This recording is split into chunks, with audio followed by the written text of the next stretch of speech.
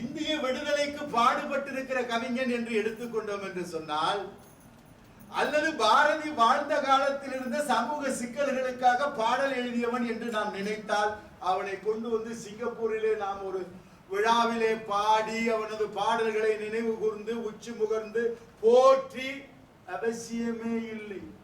ஆனால் பாரதி இந்தியாவுக்கான கவிஞனோ விடுதலைக்கான கவிஞனோ ஒரு காலகட்டத்தில் எழுதிய பாடலுக்கான கவிஞனோ அல்ல, உலகம் முழுமைக்குமான கவிஞன். அவனுடைய பாடலின் தேவை இன்றளவுக்கும் இருக்கிறது.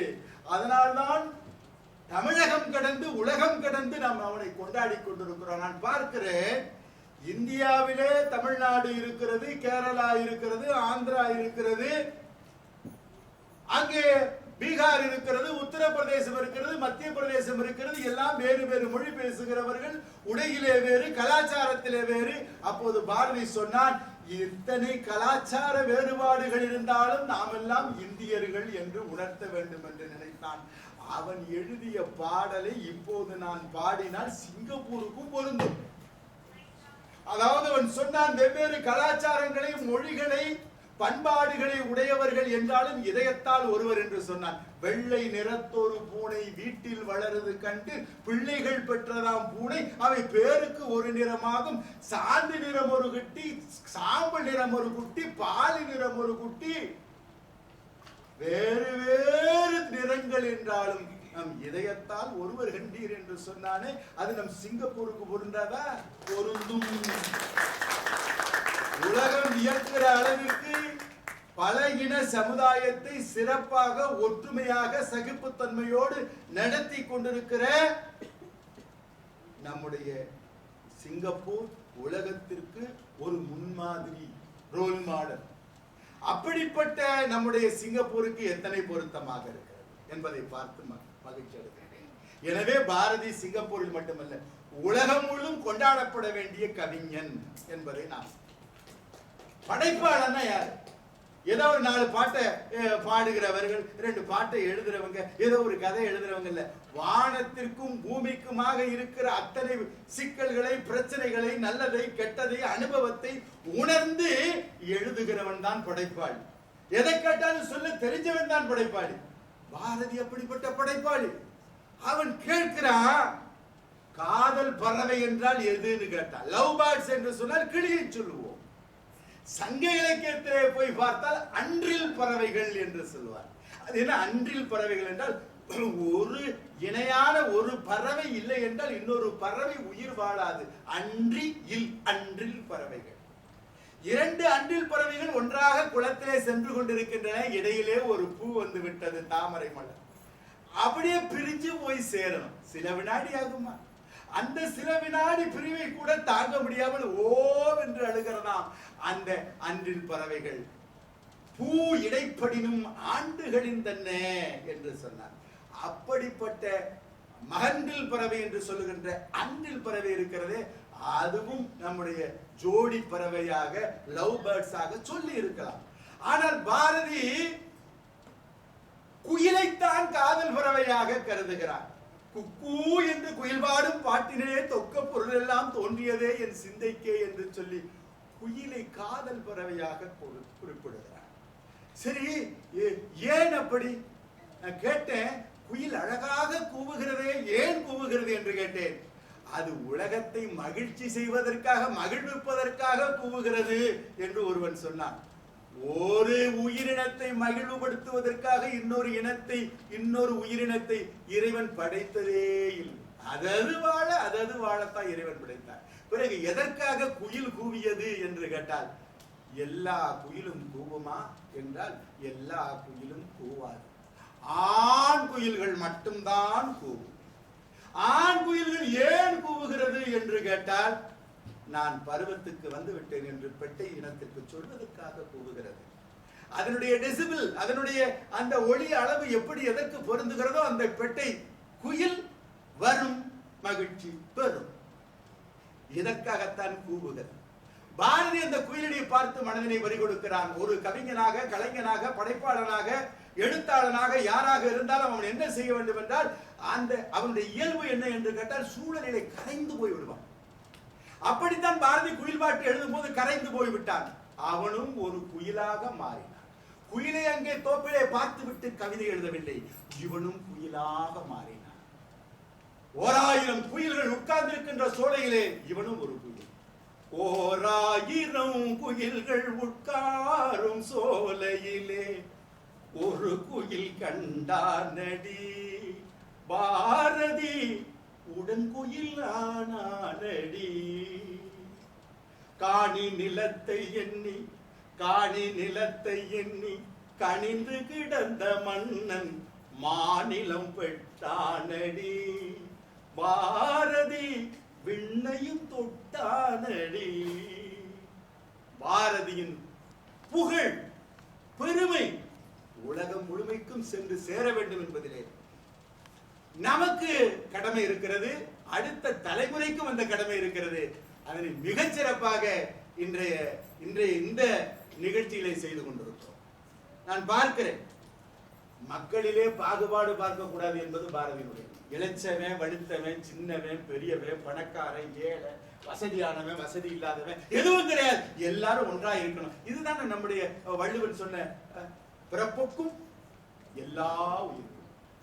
பாரதி இன்னும் கொஞ்சம் மேல போனா உயிரினம் மட்டுமல்ல, உயிரின சமத்துவம் மட்டுமல்ல, மலையும் காடும் கூட, மலையும் அந்த கூட்டமும் கூட எங்கள் கூட்டம்னு சொல்றான். பாட்டுல சொல்றா, காக்கை குருவி எங்கள் ஜாதி, அந்த கடலும் மலையும் எங்கள் கூட்டம். நோக்க நோக்க களியாட்டம். அது எங்க பார்த்தாலும் மகிழ்ச்சியா இருக்குங்கிற. முதல்ல அதுவே வேணும்ல, ஏன் அதுதான் சொல்லும்போது மகிழ்ச்சி இருக்கணும். மகிழ்ச்சி எங்க இருந்து வரும்னா, மேடையில உட்கார்ந்து இருக்கிறவங்கள சிரிச்சு உட்கார்ந்து அப்படியே பரவும். நம்மளே என்னமோ தெரியலையே. தம்பி ரொம்ப யோசிச்சு ஆக அந்த அந்த ஏன் இதை நான் சொல்றேன்னா, வாழ்ந்த காலங்கள் கொஞ்சம் 39 ஆண்டுகள் வாழ்ந்தான். அவன் தான் சொன்னான், எத்தனை கோடி இன்பம் வைத்தாய் இறைவான்னா. ஒரு இன்பமும் ஒரு வாழ்கிற காலத்துல வசதி வாய்ப்புகள் ஒன்றும் இல்லை. சுதந்திர இந்தியாவை பார்க்காமலே போய் சேர்ந்த கவிஞர். அவன் எங்கு பார்த்தாலும் இன்பம், எங்கும் மகிழ்ச்சி, எதிலும் இன்பம் என்று சொன்னான். என்று சொன்னார் அந்த பாசிட்டிவ், அந்த நேர்மறை சிந்தனை பாரதியிடம் இருந்து நான் பார்க்கிறேன். அதோட பாரதிதாசன் அதனாலதான் சொன்ன, எங்க காணினும் சக்தியடா 7 கடல் உன் பண்ண மாட்டான்னா. போய் இயற்கையை ரசிக்கணும், இயற்கையை பார்க்கணும், எங்கும் மகிழ்ச்சி இருக்கிறது என்ற மனதில் நம்முடைய எண்ணத்தை விதைத்தவன் பாரதி.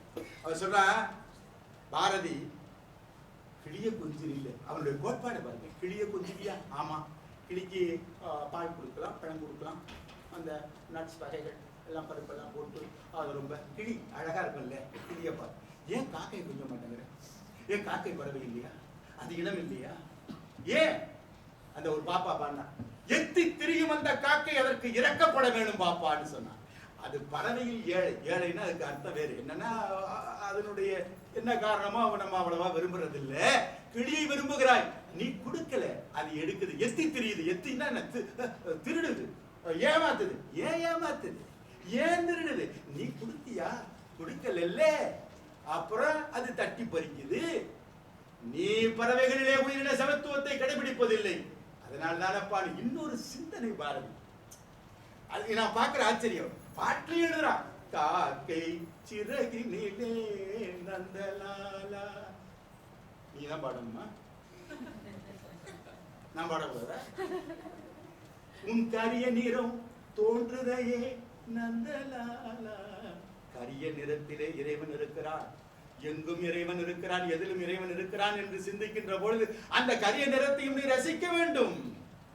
அது இறைவனின் படைப்பு என்று சொன்னவன் பார். நம்ம திருக்குறள்ல காக்கை கரவா கரைந்துண்ணும் ஆக்கமும் அன்னநீராக்கே உள்ளன்னு வள்ளுவன் எழுதினார். இந்த காக்காய்க்குள்ள சிறப்பு என்ன தெரியுமா? சாப்பிட கூப்பிட்டா தனியா போவார். என்ன திரு, நீங்க கூப்பிட்டா கப்படக்கு ஓடுவீங்களா? நாங்க தான் இல்லை, வாங்க வாங்க சாப்பிட வாங்க. இது யாருக்கு உள்ளதான்? காக்கைக்கு மட்டும் உள்ள தன் பண்பு. அப்படி காக்கையை போற்றிய கவிஞனாக நான் பாரதியை பார்க்கும் போது அது சாதாரண மக்களினுடைய கவிஞனாக இருந்தான். அதனாலதான் இன்னைக்கு நம்ம சிங்கப்பூர்ல போட்டுறோம். பெண்களுக்கு எதிரான வன்முறை இன்னைக்கும் பார்க்கிறோம். ஏதாவது ஒரு 6 மாசத்துக்கு ஒரு தடவை இந்த பத்திரிகையில வந்து மனசை போட்டு எங்கேயோ நடக்குது. அது நடக்கிறது கல்கத்தாவிலனால நம்ம வீட்டுல நடந்த மாதிரி நமக்கு வேதனையா தானே இருக்கு. இன்ன வரைக்கும் பாரதியினுடைய பாடல்கள் நமக்கு தேவையாக இருக்கிறது. பாதகம் செய்பவரை கண்டால் நீ பயங்கொள்ளலாகாது பாப்பா, மோதி மிதித்து விடு பாப்பா, அவர் முகத்தில் உமிழ்ந்து விடு பாப்பா, துப்பு. சொன்னவன் பாரதி, சொன்னவன் பாரதி. அந்த பிள்ளைகளுக்கு, அந்த பெண் பிள்ளைகளுக்கு ஒரு வீரத்தை விளைவித்தான். வீரத்தின் விளைநிலமாக குழந்தைகளை மாற்ற நினைத்தார். அதுதான் பாரதியினுடைய சிறப்பு. பாரதியினுடைய வாழ்க்கை என்பது தென்றல் உலாவுகின்ற சோலை அல்ல, வெறும் போராட்டங்கள், வெறும் போராட்டம். வாழ்ந்த 39 ஆண்டு காலத்திலே எத்தனையோ ஆண்டுகள் சிறையிலே கழித்தவன், வறுமையிலே வாழ்ந்தவன், புறக்கணிப்புகள் ஏராளம். இத்தனைக்கு மத்தியிலே தான் இந்த உலகத்தை ரசிக்கிறேன் ரசித்தேன் என்று பாடுகிறான். நான் பார்க்கிறேன். 5 வயதிலே தாயை இழந்தான். 5 வயதிலே தாயை இழந்து விட்டான். அவன் ஒரு பாடல்ல சொல்றான், எங்க அம்மாவுடைய போட்டோ ஒண்ணு இருந்தா நல்லா இருந்திருக்கும், மறந்து போச்சு இல்ல எனக்கு அம்மா முகம், ஒரே ஒரு போட்டோ இருந்தா நல்லா இருக்கும், ஒரு புகைப்படம் நிழற்படம் இருந்தா நல்லா இருக்கும், ஏன்னா அம்மா முகம் மறந்து போச்சு. 5 வயசுல செத்து போட்டாங்க அம்மா. அப்ப அத பாடலா, அப்பெல்லாம் போட்டோ இருந்தது, புகைப்படம் இருந்தது, ஆனால் அரிதாக இருந்தது. பாரதியினுடைய குடும்ப புகைப்படம் இன்னும் உண்டு, ஆனால் பாரதியினுடைய தாயின் படம் இல்லை. அந்த வேதனையை அவன் எப்படி பாடுறான், ஆசை முகம் மறந்து போச்சே, அதை ஆரிடம் சொல்வேன் நடி தோழி, நேச மறக்கவில்லை நெஞ்சம், நினைவு முகம் மறக்கலாமோ, ஆசை முகம் மறந்து போச்சே என்று அவன் சொல்லுகிற பொழுது ஒரு போட்டோ இல்லை. எப்படிப்பட்ட ஒரு சூழலிலே வளர்ந்த ஒரு கவிஞன் இன்றைக்கு உலகம் முழுவதும் போற்றப்படுகிறான் என்று சொன்னால், நாணல் காடன் அவர்கள் சொல்லியது போல தமிழ் செழிக்க வேண்டும், மொழி செழிக்க வேண்டும் என்று சொன்னால் பாரதியை போற்ற வேண்டும். நான் 2 கருத்தாக சொல்லுவேன். தமிழ் இலக்கியத்தை பாரதிக்கு முன் பாரதிக்கு பின் என்று பிரித்துக் கொள்ளலாம்.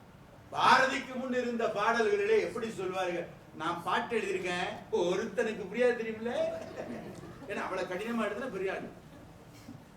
பாரதி சாதாரண பாடல், ஓடி விளையாடு பாப்பா, நீ ஓஞ்சிருக்கலாகாது பாப்பா, கூடி விளையாடு பாப்பா, ஒரு குழந்தைய வையாத பாப்பா, எல்லாருக்கும் புரியுதா இல்லையா?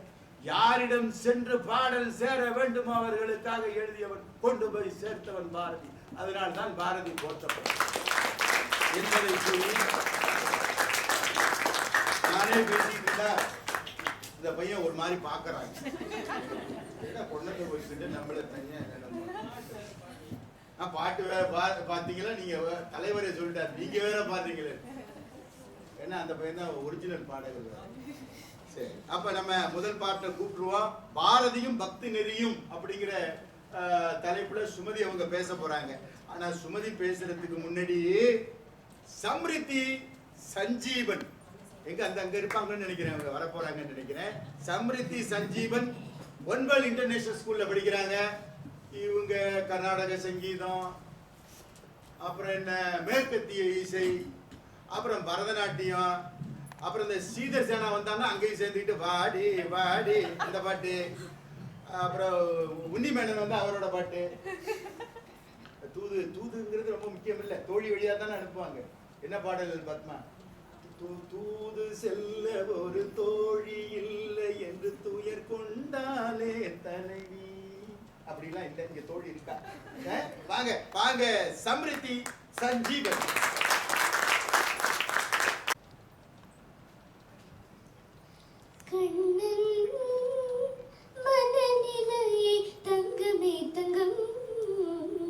கண்டு வர வேண்டும் அடி தங்கமே தங்கம், கண்ணன் மனநிலையே தங்கமே தங்கம், கண்டு வர வேண்டும் அடி தங்கமே தங்கம், எண்ணமோரே தவிர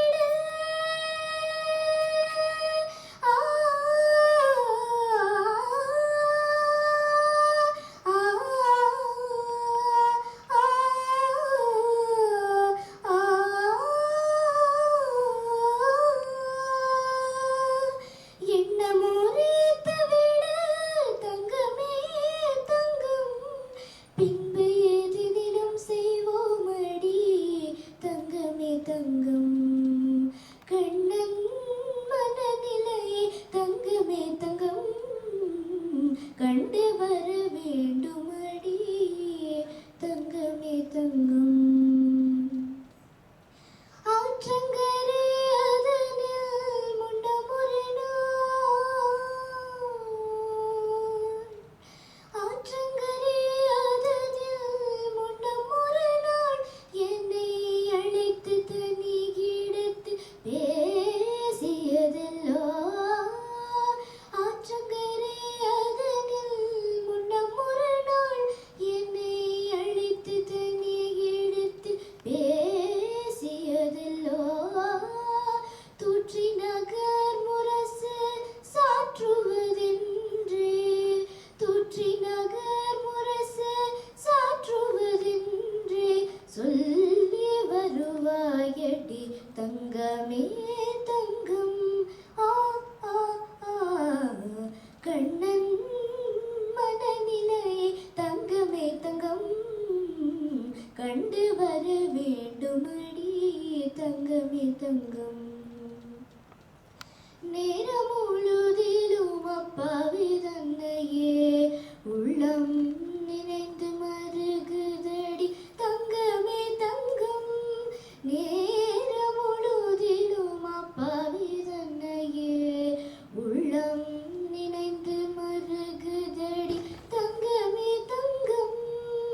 தீர ஒரு சொல்லின்றே கேட்டு வந்துட்டாள், தீர ஒரு சொல்லின்றே கேட்டு வந்துட்டாள். பின்பு தெய்வம் இருக்குதடி தங்கமே தங்கம், தெய்வம் இருக்குதடி தங்கமே தங்கம். கண்ணன் மனநிலையே தங்கமே தங்கம். கண்டு வர வேண்டுமடி தங்கமே தங்கம். சிறப்பை பேசுறாங்க.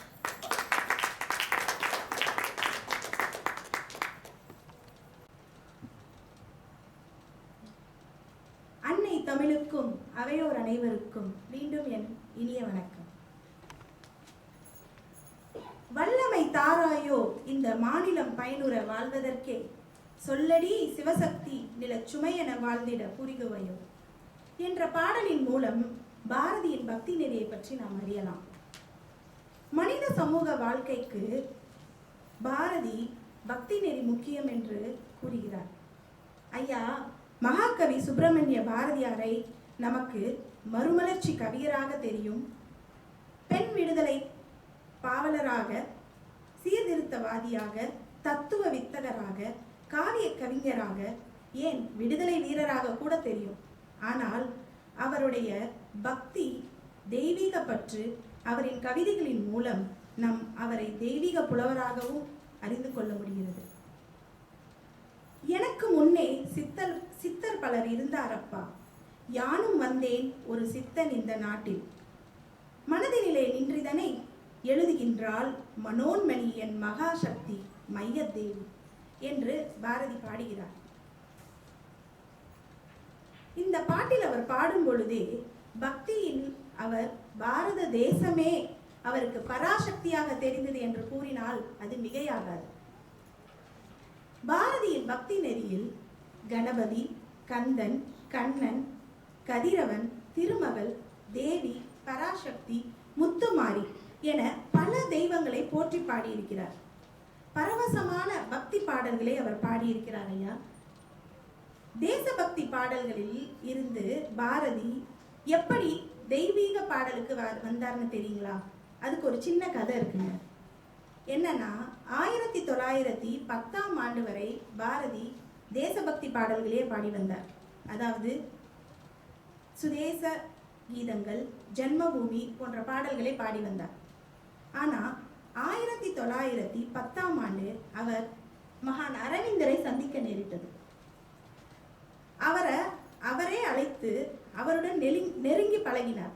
அதன் மூலம் ஆன்மீக பக்தியும் தெய்வ பக்தியும் அவரிடம் ஏற்பட்டது. இதை தொடர்ந்தே அவர் நம்முடைய கீதை மொழிபெயர்ப்பு, கண்ணன் பாட்டு, குயில் பாட்டு, பாஞ்சாலி சபதம் போன்ற பக்தி நிறைந்த பாடல்களை இயற்றினார். இந்த பாடல்கள் எல்லாம் சொல்ல போனா ஒரே ஆண்டுல வெளிவந்ததுன்னு சொல்லலாம். அதாவது 1912ஆம் ஆண்டு இந்த 5-6 பாடல்களை அவர் பாடியுள்ளார். இதிலிருந்தே நமக்கு தெரியுது இல்லைங்களா பாரதியாரின் பக்தி நெறி எப்படி இருக்குன்னு. அதாவது புறநோக்கில் வாழ்நாளை கழித்து வந்த பாரதி அகநோக்கில், அதாவது மனதளவில் ஆன்மீகத்தில் மூழ்கியது அரவிந்தரின் பழக்கத்தினாலே என்று கூட நாம் சொல்லலாம். இப்போ ஒவ்வொரு கடவுள்கிட்ட நம்ம ஒவ்வொன்று வேண்டுறோம் இல்லைங்களா? அப்போ நம்ம திருமகள்கிட்ட என்ன வேண்டுவோம்? யாருக்காவது தெரியுமா குழந்தைகளே? திருமகள்னா யாரு? லக்ஷ்மி தேவி. லக்ஷ்மி தேவிட்ட என்ன வேண்டுவோம்? யாராவது சொல்லுங்களேன். காசு, பணம், துட்டு, மணின்னு வேண்டுவோம் இல்லைங்களா? அதை நம்ம மட்டும் இல்லைங்க, பாரதியார் கூட வேண்டியிருக்காரு. எந்த கடவுள்கிட்ட என்ன வேணும்னா என்ன கிடைக்கும்னு பாரதி ஐயா சொன்ன மாதிரியே பாப்பா பாட்டை பாப்பாக்கு புரியுற மாதிரி பாடுற மாதிரி திருமகள்கிட்ட என்ன வேணும்? காசு வேணும், பொன் பொருள் வேணும்னு கேட்டு பாடுறார். அதை எப்படி தெரியுமா பாடுறாரு? செல்வம் எட்டும் எய்தி நின்னால் செம்மையேறி வாழ்வேன், இல்லை என்ற கொடுமை உலகில் இல்லையாக வைப்பேன். இதுல என்ன பாருங்க முக்கியமான பாட்டு, நீ எனக்கு செல்வம் தா, நான் நல்லா வாழ்றேன் அப்படின்னு மட்டும் சொல்லல அவரு. அந்த செல்வத்தை நான் பிறருக்கும் கொடுத்து மகிழ்வேன், எல்லாரையும் ஏழ்மையிலிருந்து நான் மீட்டெடுக்க நான் கொடுத்து மகிழ்வேன்னு சொல்றாரு. அதுதாங்க அங்க முக்கியம். நான் மட்டும் நல்லா இருந்தா போதும்னு நினைக்கல அவரு. உலகத்துல உள்ள மக்கள் எல்லாரும் நல்லா இருக்கணும், நான் கொடுப்பேன், உலகத்துல உள்ள பஞ்சத்தையும் வறுமையும் நான் போக்க செல்வத்தை குடு திருமகளே அப்படின்னு கேட்கிறாரு. இதுல இருந்தே நமக்கு தெரியுது இல்லைங்களா பாரதி எப்படி ஒவ்வொரு தெய்வத்தை அணுகும் பொழுது கூட அவங்கள்ட்ட இருந்து நமக்கு என்ன கிடைக்கும், நம்மால் பிறருக்கு என்ன கிடைக்கும்னு யோசிக்கிறாரு. அதுதான் அவருடைய தனித்துவம். அடுத்தது ஆழ்வார்கள் 12 பேர்னு நம்ம கேள்விப்பட்டிருக்கோம் இல்லைங்களா? அது ஆழ்வார்கள் யாரை பத்தி பாடியிருப்பாங்க தெரியுமா? பெருமாள். ரொம்ப சரியா சொன்ன தம்பி. ஆமா, அந்த பையன் அதுக்குள்ள திருமுறை வகுப்புகள் பல வகுப்புகளுக்கு போறாங்க. 12 ஆழ்வார்கள் பாடிய திருமாலை பெருமானை பாரதியும் பாடி இருக்கிறார். எப்படி தெரியுங்களா? 12 பரிமாணங்கள்ல பாடியிருக்கிறார். 1-2 பரிமாணங்கள் இல்லைங்க, 12 பரிமாணங்கள்ல பாடியிருக்கிறார்.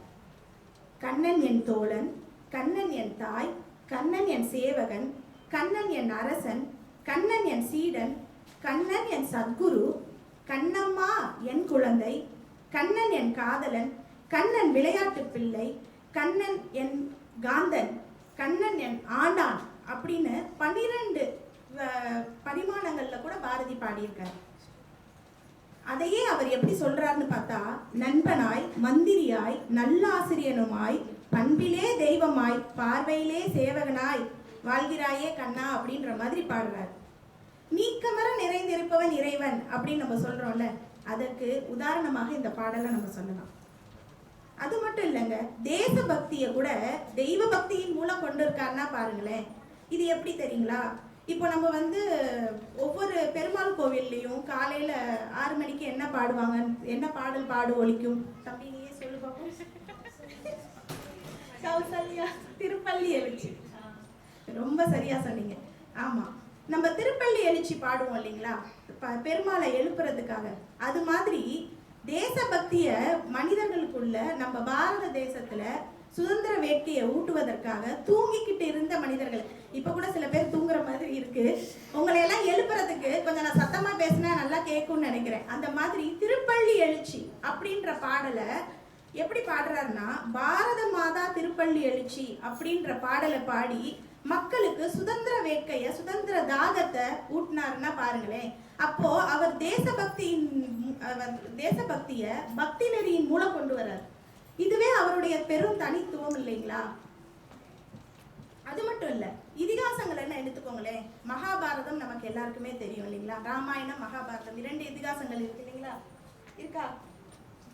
அந்த இதிகாசங்கள்ல மகாபாரதத்துல நம்மளுடைய பாஞ்சாலி சபதம் இருக்கு இல்லைங்களா? அந்த பாஞ்சாலி சபதம் பாடும் பொழுது பிரம்மதுதி அப்படின்னு கடவுள் பாட்டு இருக்கு. அந்த பாட்டை பாடும் பொழுது அவர் எப்படி பாடுறாருன்னா, ஓம் என பெரியோர்கள் என்றும் ஓதுவாய் வினை மோதுவாய், தீமைகள் மாய்ப்பதுவாய், துயர் தேய்ப்பதுவாய், நலம் வாய்ப்பதுவாய் அப்படின்னு பாடல் போகுது. ஆனா அந்த பாட்டுல அவர் சொல்ல வர கருத்து என்ன தெரியுங்களா? உருவம், தொழில், பெயர் என்று எதுவும் இல்லாமல் விரவும் மெய்ப்பொருளே பிரம்மம் அப்படிங்கிறார்.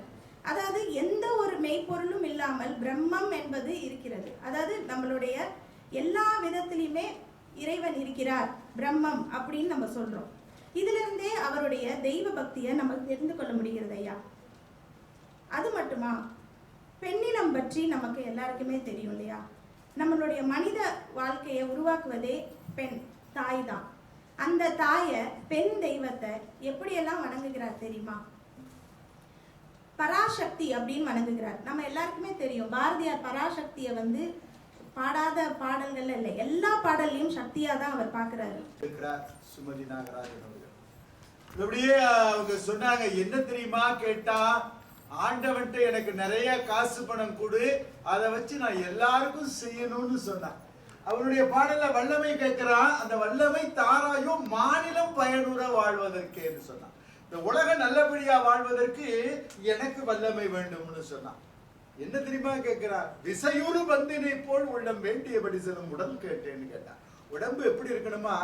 பந்தை எடுத்து சுவத்துல விட்டு எரிஞ்சா அது கைக்கு தானே வருது. அந்த விசை முடுக்கம் இருக்கிறதே, அது மாதிரி என் உடம்பு நான் சொன்ன பேச்சை கேட்கணும்னா.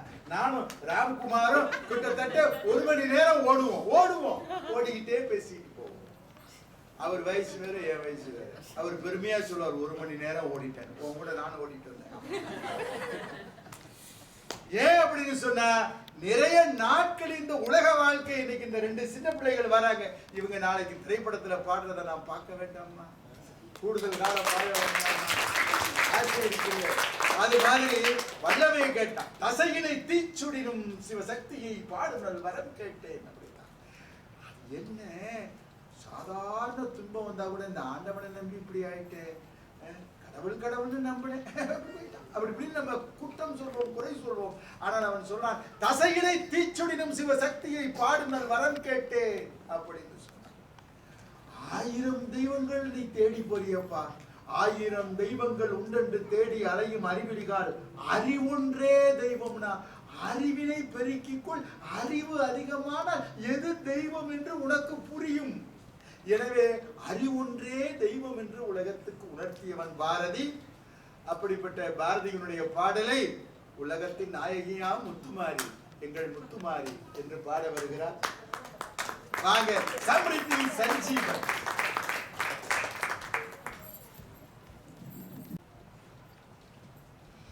உலகத்து நாயகியே எங்கள் முத்துமாரியம்மா, எங்கள் முத்துமாரி, உன் பாதம் சரணடைந்தோம் எங்கள் முத்துமாரியம்மா, எங்கள் முத்துமாரி. உலகத்து நாயகியே எங்கள் முத்துமாரியம்மா, எங்கள் முத்துமாரி, உன் பாதம் சரணடைந்தோம் எங்கள் முத்துமாரியம்மா, எங்கள் முத்துமாரி. கலகத்தர கற்பல எங்கள் முத்துமாரியம்மா, எங்கள் முத்துமாரி. கருத்தினுள்ளே புகுந்து விட்டார் எங்கள் முத்துமாரியம்மா, எங்கள் முத்துமாரி. கலகத்தர கற்பல எங்கள் முத்துமாரியம்மா, எங்கள் முத்துமாரி. கருத்தினுள்ளே புகுந்து விட்டார் எங்கள் முத்துமாரியம்மா, எங்கள் முத்துமாரி, எங்கள் முத்துமாரி. பல கற்றும் பல கேட்டும் எங்கள் முத்துமாரியம்மா, எங்கள் முத்துமாரி. பயனொன்றும் இல்லையடி எங்கள் முத்துமாரியம்மா, எங்கள் முத்துமாரி.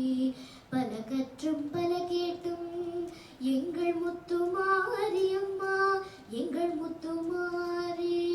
பயனொன்றும் இல்லையடி எங்கள் முத்துமாரியம்மா, எங்கள் முத்துமாரி. நிலையெங்கும் காணவில்லை எங்கள் முத்துமாரியம்மா, எங்கள் முத்துமாரி.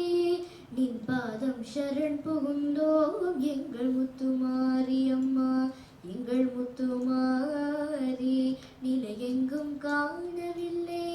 எங்கள் முத்துமாரியம்மா, எங்கள் முத்துமாரி, நின் பாதம் சரண் புகுந்தோம். எங்கள் முத்துமாரியம்மா, எங்கள் முத்துமாரி. பெண்களுக்கு மாற்றுண்டு எங்கள் முத்துமாரியம்மா, எங்கள் முத்துமாரி. பெதமைக்கு மாற்றில்லை எங்கள் முத்துமாரியம்மா, எங்கள் முத்துமாரி. அணிகளுக்கோ எல்லை இல்லை எங்கள் முத்துமாரியம்மா, எங்கள் முத்துமாரி. அடிகளம் இங்குணை புகுந்தோம் எங்கள் முத்துமாரியம்மா, எங்கள் முத்துமாரி. உலகத்து நாயகியே எங்கள் முத்துமாரியம்மா, எங்கள் முத்துமாரி. உன் பாதம் சரணடைந்தோம் எங்கள் முத்துமாரியம்மா, எங்கள் முத்துமாரி. மிக அருமையாக, ஒரு தொய்வே இல்லாமல் நிகழ்ச்சி மிக சிறப்பாக சென்று கொண்டிருப்பதில் மிக பெருமையாக மகிழ்ச்சியாக இருக்கிறது. பாரதி காண விரும்பிய சமூகம் எப்படி இருந்தது, எப்படி இருக்கிறது என்பதனை பற்றி சொல்வதற்கு ராம்குமார் வர இருக்கிறார். அவருக்கு முன்பாக சின்மின் தொடக்க பள்ளியிலே படிக்கிற பாலகன் மாணவன், மிகச்சிறப்பாக பாடக்கூடிய மாணவன், என்னுடனே பல கற்பகம் சரியா தானே போயிட்டு இருக்கு. ஏன் தம்பி வாங்க பாலகன். இவரு சின்மின் தொடக்க பள்ளியிலே தயாள குணதாசன், அனந்த செயன், அப்படிதான் கூப்பிடணும் இல்ல, அனந்த செயன். அப்படியே எம்ஜிஆர் வேஷம் போட்டுட்டு ஒரு தடவை வந்து கையை ஆட்டி அதை பார்க்கணும் ஆவல். இருந்தாலும் பாரதியை பற்றியது அப்படிங்கிறதுனால என்ன பாட்டு பாட போறீங்க? ஓடி விளையாடு பாப்பா. தலைப்புக்கு ஏற்ப பாரதை காண விரும்பிய சமூகம் என்பதனாலே அந்த சமூகத்தில் உள்ளடக்கமாக இருக்கக்கூடிய சின்னஞ்சிறார்களுக்கு சொல்வது போல் பாரதி பாடிய அற்புதமான பாடல் இது. குழந்தைகளுக்கு சொல்வது போல் இருக்கும், ஆனால் உள்ளபடியே எல்லோருக்கும் சொல்ல வார்த்தை. ஓடி விளையாடு பாப்பா, ஓடி விளையாடு பாப்பா, நீ ஓய்ந்திருக்கலாகாது பாப்பா. ஓடி விளையாடு பாப்பா, கூடி விளையாடு பாப்பா, கூடி விளையாடு பாப்பா. ஒரு குழந்தை வையாதே பாப்பா, ஓடி விளையாடு பாப்பா.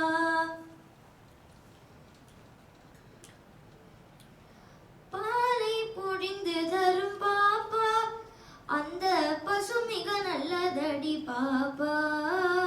பாலை பொழிந்து தரும் பாப்பா, அந்த பசு மிக நல்லதடி பாப்பா.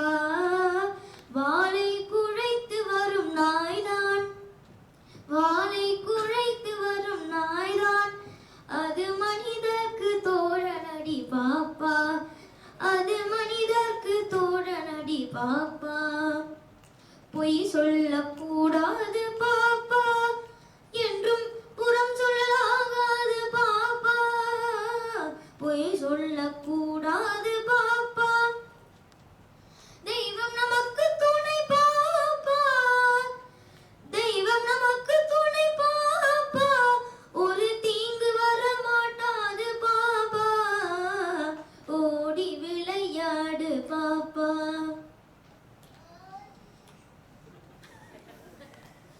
காலை எழுந்தவுடன் படிப்பு, பின்பு கனிவு கொடுக்கும் நல்ல பாட்டு, மாலை முழுதும் விளையாட்டு என்று வழக்கப்படுத்திக் கொள்ளு பாப்பா. காலை எழுந்தவுடன் படிப்பு, பின்பு கனிவு கொடுக்கும் நல்ல பாட்டு, மாலை முழுதும் விளையாட்டு என்று வழக்கப்படுத்திக் கொள்ளு பாப்பா.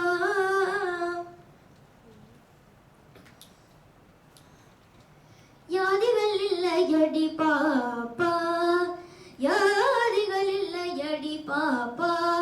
குல தாட்சி உயர்ச்சி சொல்லல் பாவம் பாப்பா, யாதிகள் இல்லையடி பாப்பா.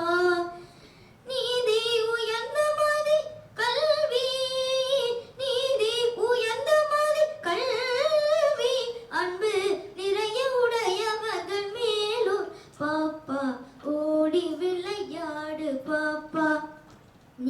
ஓய்ந்திருக்கலாகாது பாப்பா, ஓடி விளையாடு பாப்பா, கூடி விளையாடு பாப்பா, ஒரு குழந்தையை வையாதே பாப்பா, ஓடி விளையாடு பாப்பா, ஓடி விளையாடு பாப்பா. நிறைய உடையவர்கள் மேலோர். யாரு மேலோர்னு கேட்டா, யாரு அன்பு நிறைய உடையவர்களோ அவங்க தான் மேலோர் அப்படின்னு சொன்னாங்க. அவையாட்ட போய் கேட்டா யாரு மேலோர் அப்படின்னு கேட்டா, இட்டார் பெரியார் இடாதார் இடைவளர்த்தார்னு சொல்லிட்டு சொல்லுவாரு. யார் நிறைய பிறருக்கு செய்யணும்னு நினைக்கிறான் அவன் மேலோர்னு ஔவையார் சொன்னாங்க. இவங்க அன்பு உடையவர்கள் மேலோர்னு ரொம்ப அருமையாக அனந்தசேகரன் அவர்கள் இந்த பாடலை பாடியிருக்காங்க. அடுத்து வரப்போறவர் நம்முடைய அன்பிற்கும் பாசத்திற்கும் உரிய ராம்குமார் அவர்கள். கடந்த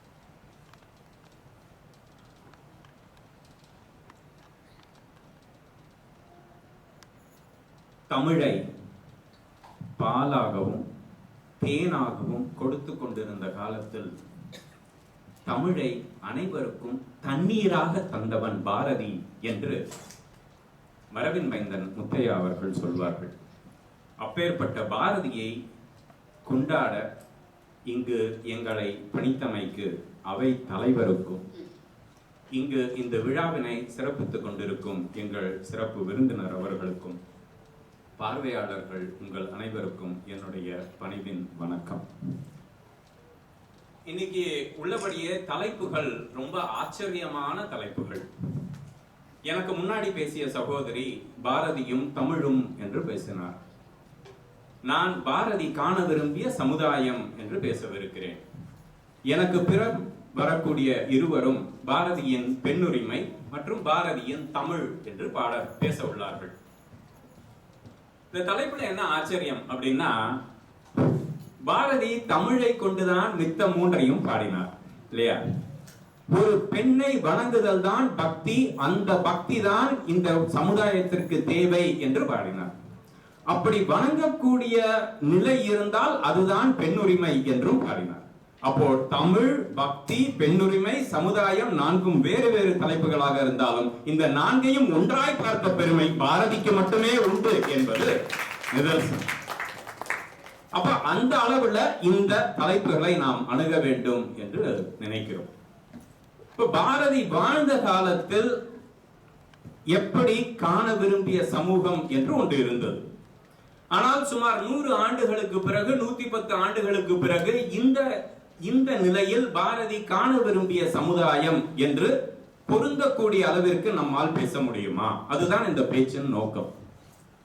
நீங்க யோசிச்சு பாருங்க, பாரதி வாழ்ந்த காலத்தில் ஆங்கிலேயனுக்கு அடிமைப்பட்டிருந்த நாடாக இந்தியா இருந்தது. அப்ப பாரதி காண விரும்பிய ஒரு சமூகம் விடுதலை பெற்ற சுதந்திர இந்தியாவாக இருந்தது. சார், இன்னைக்குதான் ஆங்கிலேயன் இல்லையே சார். அப்ப பாரதி காண விரும்பிய சமுதாயம் மலர்ந்து விட்டது தானே அப்படின்னு சொல்லலாம். ஆனா பாரதி ஆங்கிலேயனுக்காக மட்டும் பாடல, பாரதி அடிமைத்தனம் போக வேண்டும் என்று நினைத்து பாடினார். ஆங்கிலேயன் போயிட்டானே, ஆனா நம்ம இன்னைக்கு இந்த சோசியல் மீடியாவுக்கு அடிமையா இருக்குமே, அங்கீகாரத்திற்கு அடிமையாக இருக்கிறோமே, தெரியாத ஒரு கலாச்சாரத்திற்கு அடிமையாக இருக்கிறோமே. நான்லாம் லைக்ஸ் கமெண்ட்ஸ் வரலன்னா உயிரே போயிடுது சில நேரம். என்ன பத்தி ஜாட பேசுற மாதிரி. அப்போ இந்த அடிமை மனப்பான்மை இருக்கக்கூடாது என்று பாரதி பாடினார். அப்படிப்பட்ட ஒரு சமுதாயம் வேண்டும் என்று விரும்பினார். நீங்க பக்தி எடுத்துக்கோங்க. எனக்கு முன்னாடி பேசினாங்க சகோதரி. பக்தியில் ரொம்ப நுட்பமான செய்தியை பாரதி வைக்கிறார். பக்தி உள்ள ஒரு சமுதாயம் வேண்டும் என்று பாடுகிறார், பேசுகிறார்.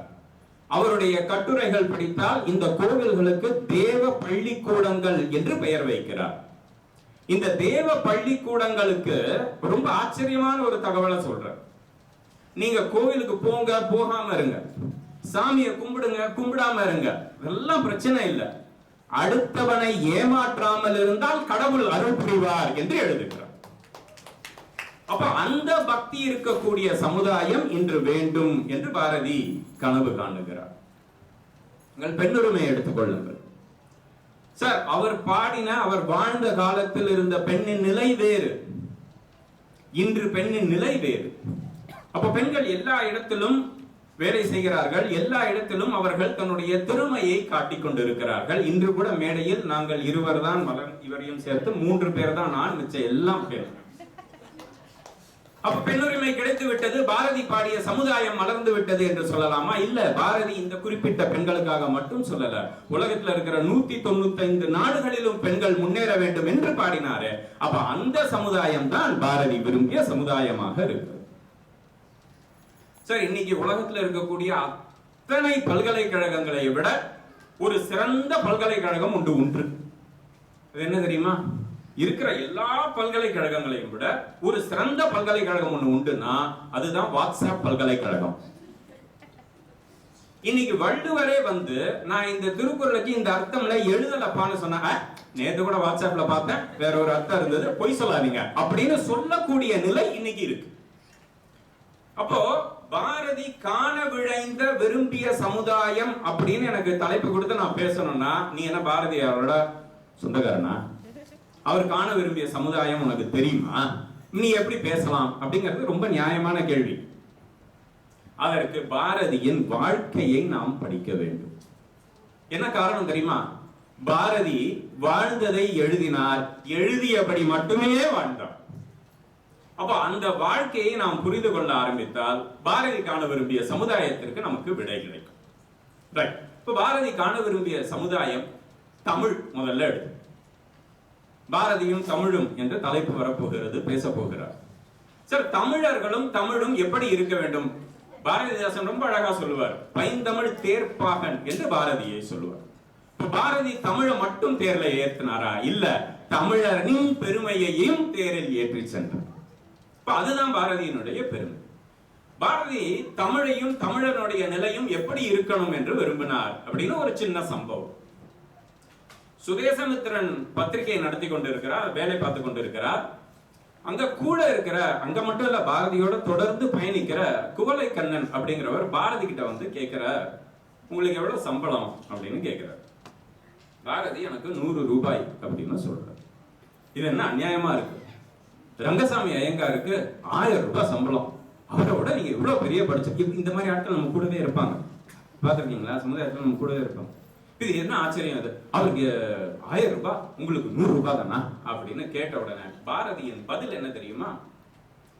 எனக்கு 100 அவருக்கு 1000 என்பதல்ல கணக்கு, ஒரு தமிழாசிரியருக்கு 1000 ரூபாய் என்ற நிலை வந்தது பார்த்தாயா, அதுதான் கணக்கு. அப்ப தமிழன் எந்த நிலைக்கு உயர வேண்டும், அதை விட ஒரு உயர்ந்த தமிழனை கீழே இறக்க கூடாதுன்னு இந்த சமுதாயத்திற்கு சொல்லிக் கொடுத்த பாரதி காண விரும்பிய சமுதாயம். இது ஒரு தமிழ் ஒரு பக்கம். பாரதிக்கு இன்னொன்னு ரௌத்திரம் பழகு அப்படின்னு சொன்னார். எல்லாருக்கும் ரொம்ப பிடிச்ச ஒண்ணு ரௌத்திரம் பழகு. சொல்லிட்டாரு, பாரதியே சொல்லிட்டாரு. கோவப்படலாம், என்ன வேணா கோவப்படலாம். ஆனா இன்னைக்கு நிலை எப்படி இருக்கு? கோபம் வேறு, வன்மம் வேறு என்பதை நாம் புரிந்து கொண்டிருக்கிறோமா?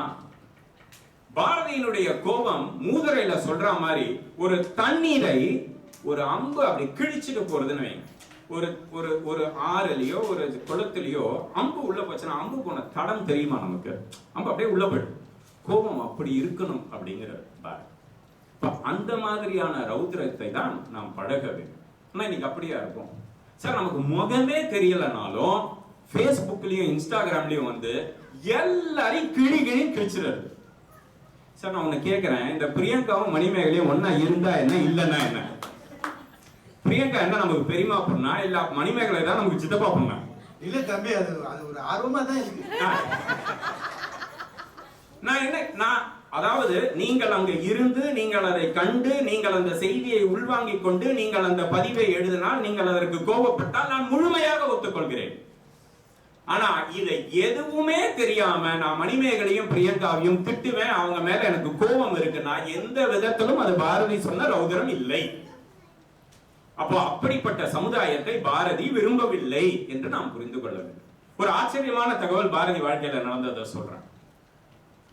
ஆஷ் துரை அவரை வாஞ்சிநாதன் கொன்றார் என்று நமக்கு எல்லாருக்கும் தெரியும். வாஞ்சிநாதனுக்கு துப்பாக்கி பயிற்சி கொடுத்தது, அந்த துப்பாக்கி பிரான்ஸ்ல இருந்து வந்ததுங்கிறதெல்லாம் வரலாறு.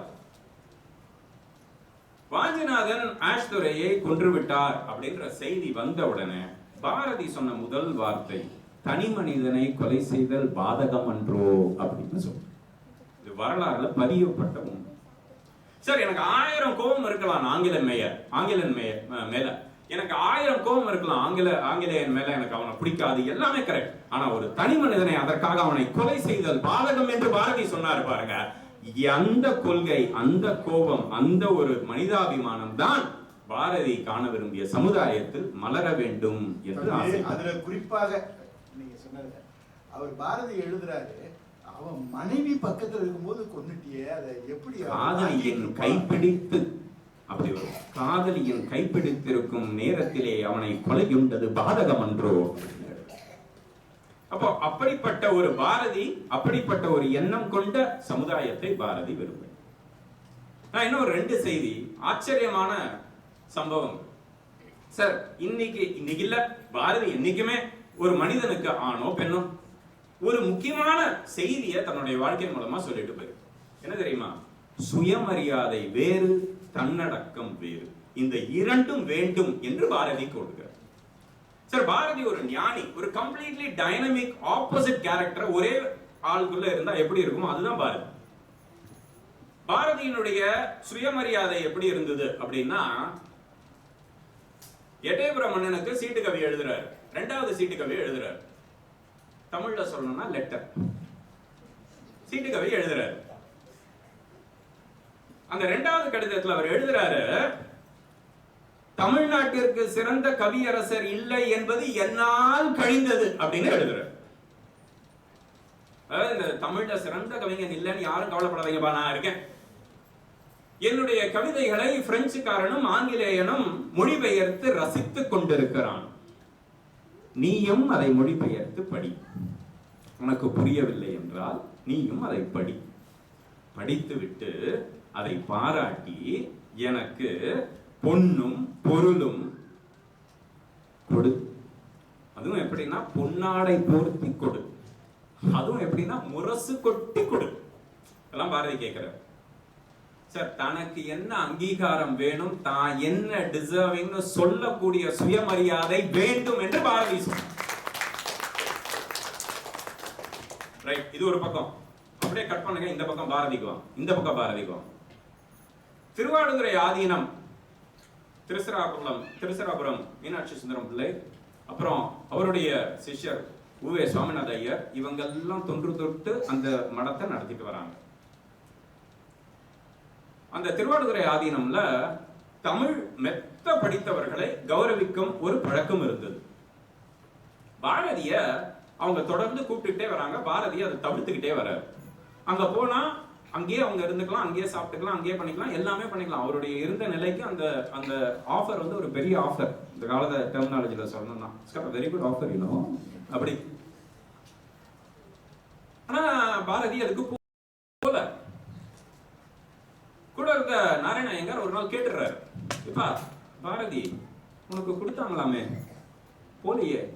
பாரதியோட பதில் என்ன தெரியுமா? திருவாடுதுறை ஆதீனம் என்பது மதிக்கத்தக்க ஒன்றுதான்.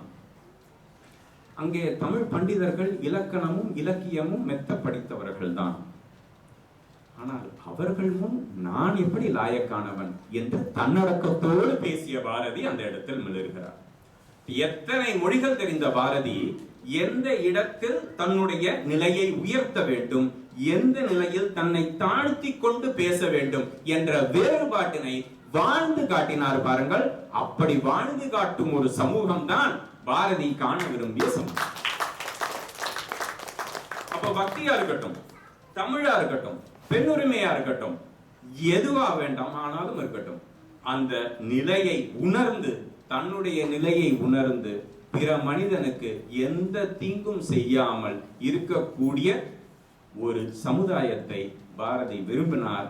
அந்த விருப்பத்தை இந்த வரக்கூடிய தலைமுறைகள் நிச்சயமாக அதை நிரூபிக்கும் என்று சொல்லி அதை நினைவுகளாக மட்டும் இல்லாமல் அதை செயல்முறைப்படுத்தும் என்ற நம்பிக்கையோடு என் சொற்களை நிறைவு செய்கிறேன். நன்றி.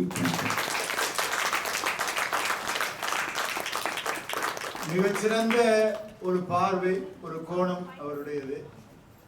பாரதி பாடிய பாடலிலே கூறிய கருத்துகளிலே ஆங்கிலத்திலே ஹிப்போக்ரிட் என்று சொல்வார்கள்.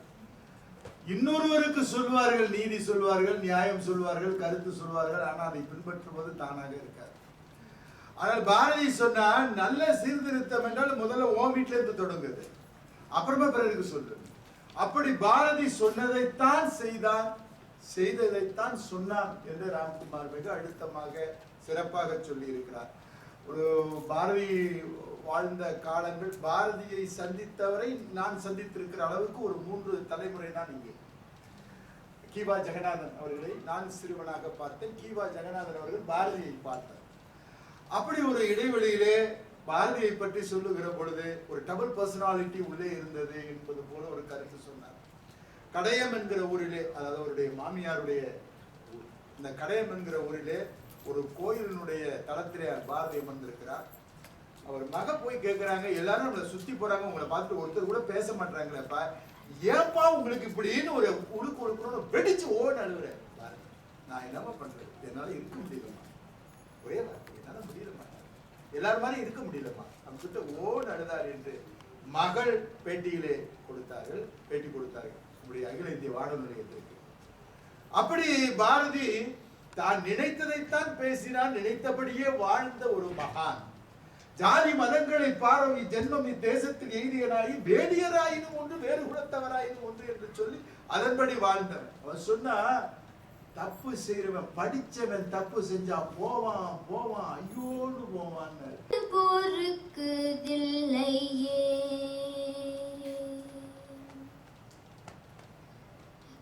நெஞ்சு பொறுக்குதில்லையே, இந்த நிலைகட்ட மனிதரை நினைந்து விட்டால் நெஞ்சு பொறுக்குதில்லையே, இந்த நிலைகட்ட மனிதரை நினைந்து விட்டால் அஞ்சி அஞ்சி சாவார். இவர் அஞ்சாத பொருள் இல்லை அவனிலே, அஞ்சி அஞ்சி சாவார். இவர் அஞ்சாத பொருள் இல்லை அவனிலே, நெஞ்சு பொறுக்குதில்லை.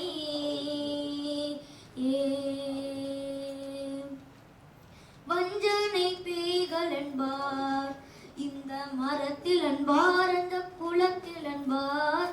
வஞ்சனை பேய்கள் என்பார், இந்த மரத்தில் என்பார், அந்த குளத்தில் என்பார். துஞ்சிது முகட்டில் என்பார், இவர் துயப்படுவார் எண்ணி பயப்படுவார். துஞ்சிது முகட்டில் என்பார், இவர் துயப்படுவார் எண்ணி பயப்படுவார்.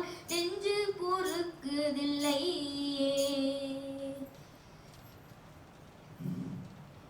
நெஞ்சு பொறுக்குதில்லையே, இதை நினைந்து நினைந்தினும் விரக்குதில்லையே. நெஞ்சு பொறுக்குதில்லையே, இதை நினைந்து நினைந்தினும் வெறுக்குதில்லையே. கஞ்சி குடிப்பதற்கில்லார், அந்த காரணங்கள் இவை என்னும் அறிவுமில்லார். கஞ்சி குடிப்பதற்கில்லார், அந்த காரணங்கள் இவை என்னும் அறிவுமில்லார். நெஞ்சு பொறுக்குதில்லையே.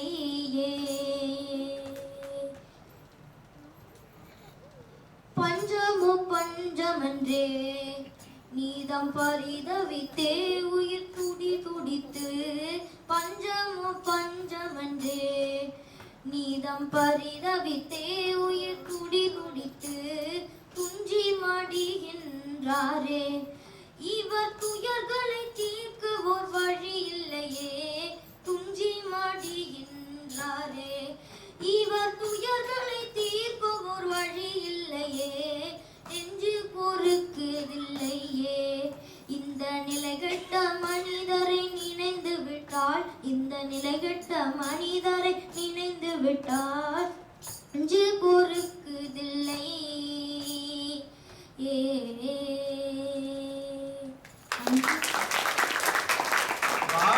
எந்த ராகத்தில் பாட வேண்டும் என்பதை அவனே எழுதி வைத்து விட்டான்.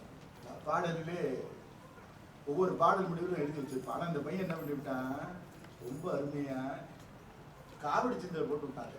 சென்னிக்குள்ள நகர் வாசன் தரும் தேரும் அண்ணாமலை தாசன் நெஞ்சு பொறுக்குதில்லையே. இதுக்கு எவ்வளவு பெரிய திறமை வேணும். அவங்க அம்மா அப்பா ஒரு ராகத்தையே மாற்றி விட்டு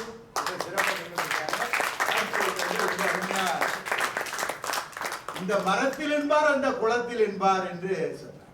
வேப்பமர உச்சியில் நின்று பேயொன்னு ஆடுதுன்னு விளையாட போகும்போது சொல்லி வைப்பாங்க.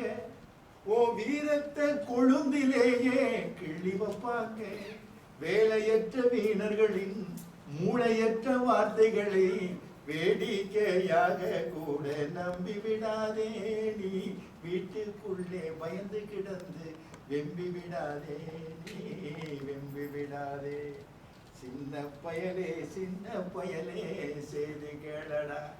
பின்னால பட்டுக்கோட்டையார் பாடியது பாரதியினுடைய இந்த மரத்தில் என்பார் அந்த குளத்தில் என்பார் துஞ்சுது முகட்டில் என்பார் துயர்படுவார் என்று பாரதி சொன்ன வரிகளை பாடினார். அந்த வரிகளை இந்த சிறுவன் மிக அழகாக நமக்காக பாடி அப்ப அடுத்து வர போறவங்க பாரதி கண்ட புதுமை பெண் அப்படின்னு அனு பேச போறாங்க.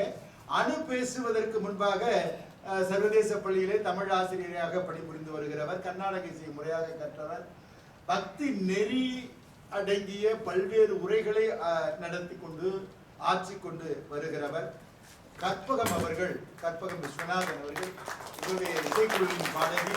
அவர்கள் எடுத்ததாக பாடலிலே தொடங்குகிறார். தனனததானே தானதந்தானே தனனததானே தானதந்தானே கும்மியடி தமிழ்நாடு குலுங்கிட கும்மியடி தமிழ்நாடு குலுங்கிட கைகொட்டி கும்மியடி நம்மை பிடித்த பிசாசுகள் போயின நன்மை கண்டோம் என்று கும்மியடி கும்மியடி தமிழ்நாடு முழுதும் குலுங்கிட கைகொட்டி கும்மியடி நம்மை பிடித்த பிசாசுகள் போயின நன்மை கண்டோம் என்று கும்மியடி வேட்டையும் பெண்கள் தொடுவது தீமை என்றெண்ணி இருந்த மாய்ந்து விட்டார் வீட்டுக்குள்ளே பெண்ணை கூட்டி வைப்போம் என்ற விந்தை மனிதர் தலை கவிழ்ந்தார். வேட்டையும் பெண்கள் தொடுவது தீமை என்றெண்ணி இருந்த மாய்ந்து விட்டார் வீட்டுக்குள்ளே பெண்ணை கூட்டி வைப்போம் என்ற விந்தை மனிதர் தலை கவிழ்ந்தார். கும்மியடி தமிழ்நாடு முழுதும் குலுங்கிட கைகொள் கும்மியடி நம்மை பிடித்த பிசாசுகள் போயின நன்மை கண்டோம் என்று கும்மியடி. கற்பு நிலை என்று சொல்ல வந்தால் இரு கட்சிக்கும் மத்து போதுவில் வைப்போம். கற்பு நிலை என்று சொல்ல வந்தால் இரு கட்சிக்கும் மத்து போதுவில் வைப்போம். வற்புறுத்தி பெண்ணை கட்டி கொடுக்கும் வழக்கத்தை தள்ளி மிதித்திடுவோம். வற்புறுத்தி பெண்ணை கட்டி கொடுக்கும் வழக்கத்தை தள்ளி மிதித்திடுவோம். கும்மியடி தமிழ்நாடு குலுங்கிட கைகொட்டி கும்மியடி நம்மை பிடித்த பிசாசுகள் போயின் நன்மை கண்டோம் என்று கும்மியடி. பட்டங்கள் ஆளவும் சட்டங்கள் சீவம் பாரினில் பெண்கள் நடத்த வந்தோம். பட்டங்கள் ஆளவும் சட்டங்கள் செய்யவும் பாரினில் பெண்கள் நடத்த வந்தோம். எட்டும் அறிவினில் ஆணுக்கிங்கே பெண் இழப்பிலை கான் என்று கும்மியடி. எட்டும் அறிவினில் ஆணுக்கிங்கே பெண் இழப்பிலை கான் என்று கும்மியடி. கும்மியடி பெண்ணை கும்மியடி கும்மியடி பெண்ணை கும்மியடி கும்மியடி தமிழ்நாடு முழுதும் குலுங்கிட கைகொட்டி கும்மியடி நம்மை பிடித்த பிசாசுகள் போயின் நன்மை கண்டோம் என்று கும்மியடி நன்மை கண்டோம் என்று கும்மியடி.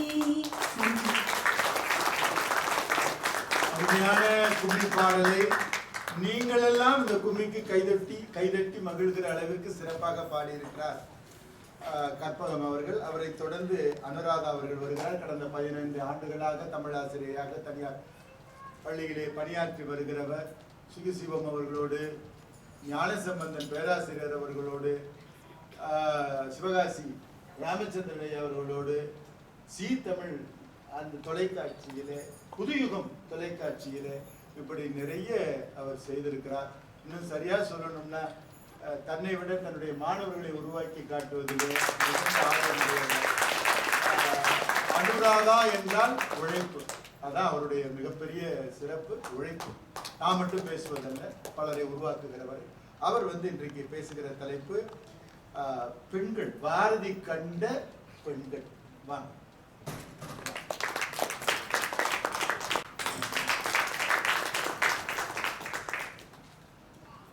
எத்திக்கும் தித்திக்கும் எம் தமிழுக்கு முதல் வணக்கம். அனைவருக்கும் அணுவின் அன்பான வணக்கம்.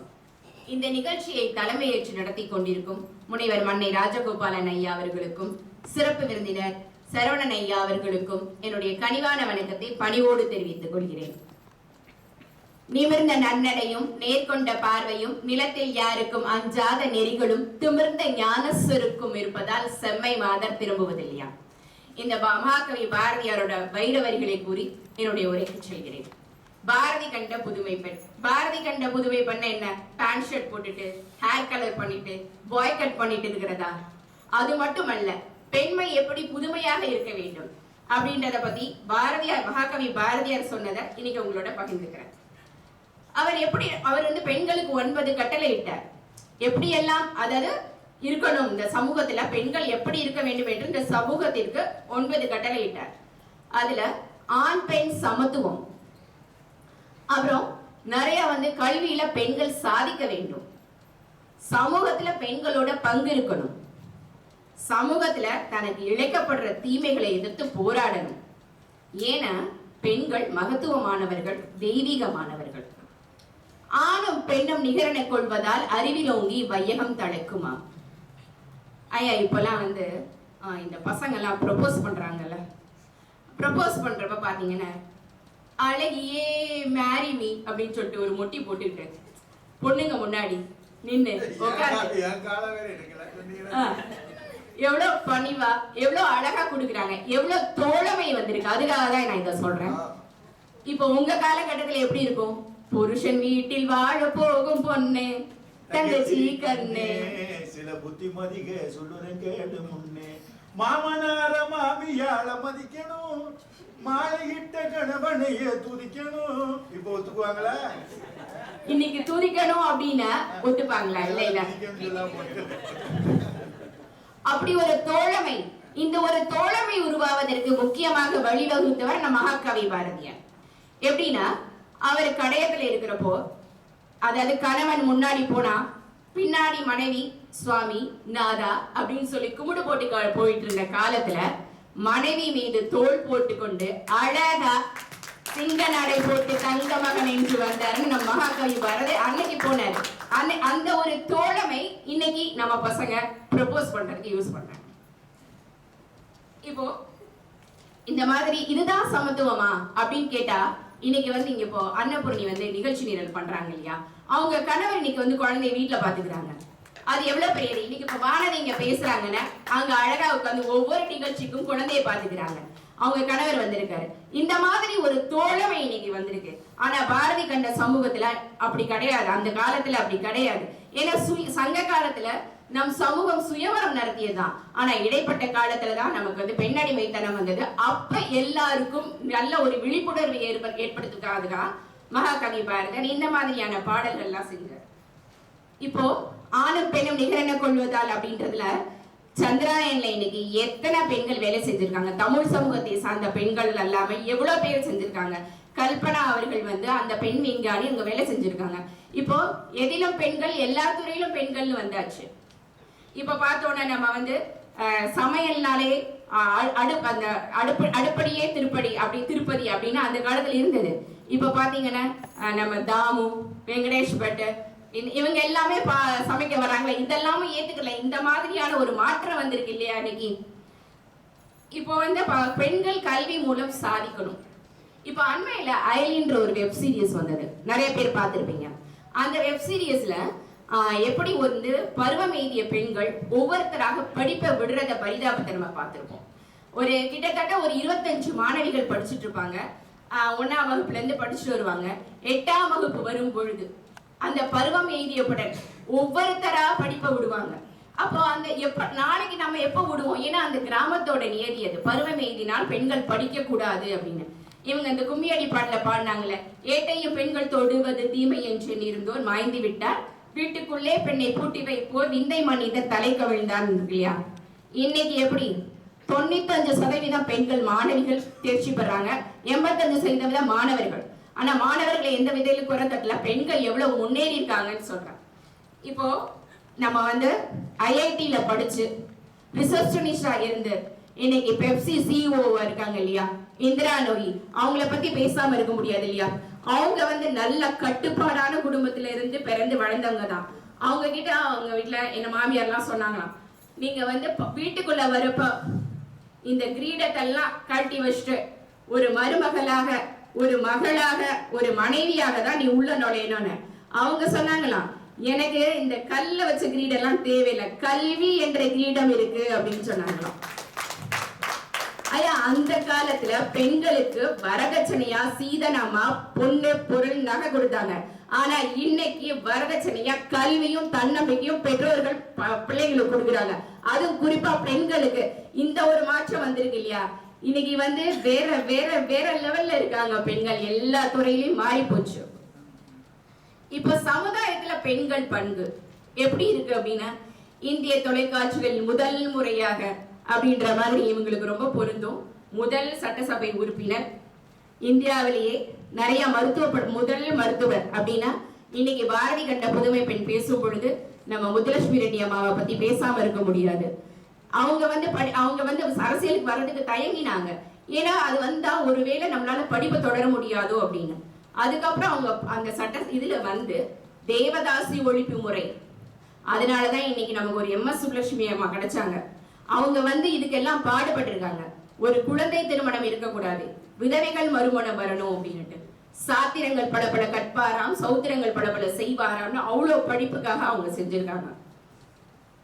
இப்போ சமுதாயத்துல நடக்கக்கூடிய தீமைகளை பெண்கள் எவ்வாறு எதிர்த்து போராடணும் அப்படின்னு நிறைய வந்து இப்ப மீட்டு மாதிரியான நிறைய வந்திருக்கு. இப்போ பெண்கள் தனக்கு கிடைக்கக்கூடிய எது வருதோ அதை தீமை எதிர்த்து போராடலாம்னு இப்ப பாத்தீங்கன்னா நிறைய வைரலா போயிட்டு இருக்க ஹேமா கமிட்டி, இந்த மாதிரியான எல்லாமே வந்து பெண்களுக்கு இப்போ வந்து நிறைய வந்து போராடுற மாதிரி இருக்கு. இப்போ இந்த லக்ஷ்மி ராமகிருஷ்ணன் அவங்க நடத்துறாங்க இல்லையா, என்னம்மா இப்படி பண்றீங்களேம்மா, இந்த மாதிரியான நிகழ்ச்சிகள் எல்லாம் இதுக்கெல்லாம் வித்திட்டவர் மகாகவி பாரதியார் தான். துளசிபாய்ன்ற ஒரு நூல்ல அவர் வந்து என்ன சொல்லியிருக்காங்க, அன்னைக்கெல்லாம் கணவன் இறந்து போச்சா மனைவிக்கு வாழ்வே கிடையாது, உடனே உடன்கட்டை பெறணும். ஆனா இன்னைக்கு அப்படி கிடையாது. அந்த துளசிபாய்ன்ற நூல்ல அவர் அன்னைக்கே அதை பத்தி எழுதியிருக்காரு.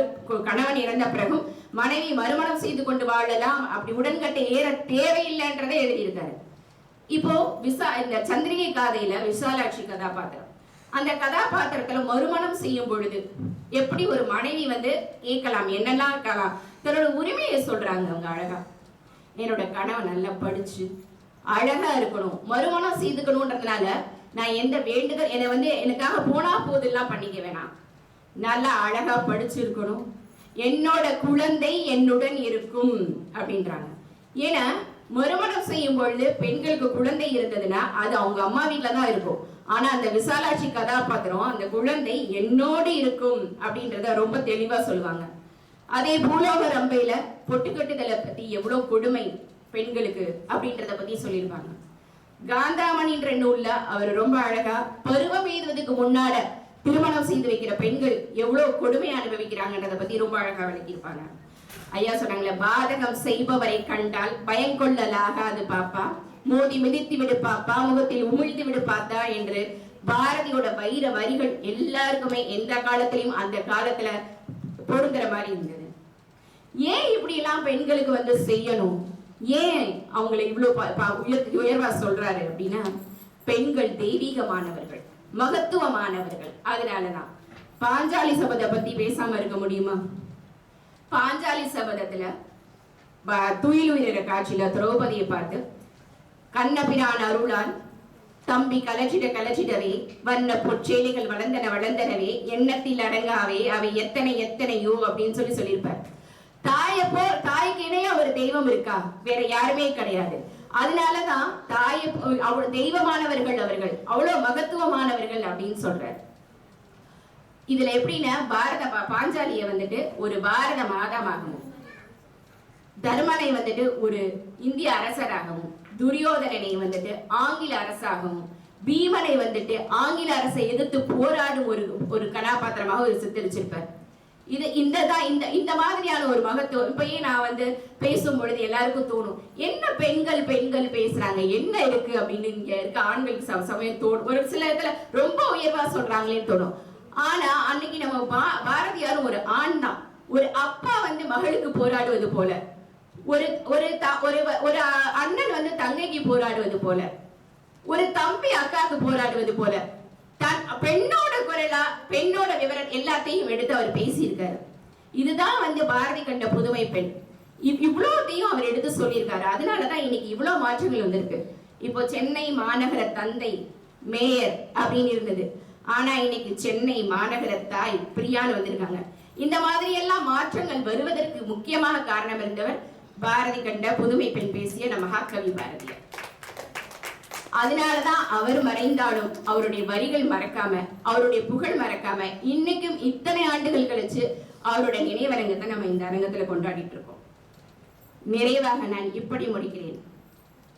பட்டங்கள் ஆள்வதும் சட்டங்கள் செய்வதும் பாரினினே பெண்கள் நடந்து வந்தும் ஆணுக்கு பெண் இங்கு இழப்பில்லையே, பெண்மை வாழ்கவென்று கூட்டிடுவோமடா, பெண்மை வெல்கவென்று கூட்டிடுவோமடா என்று கூறி பாரதிக்கு வீர வணக்கத்தை செலுத்தி வருகிறேன், விடை பெறுகிறேன். நன்றி, வணக்கம்.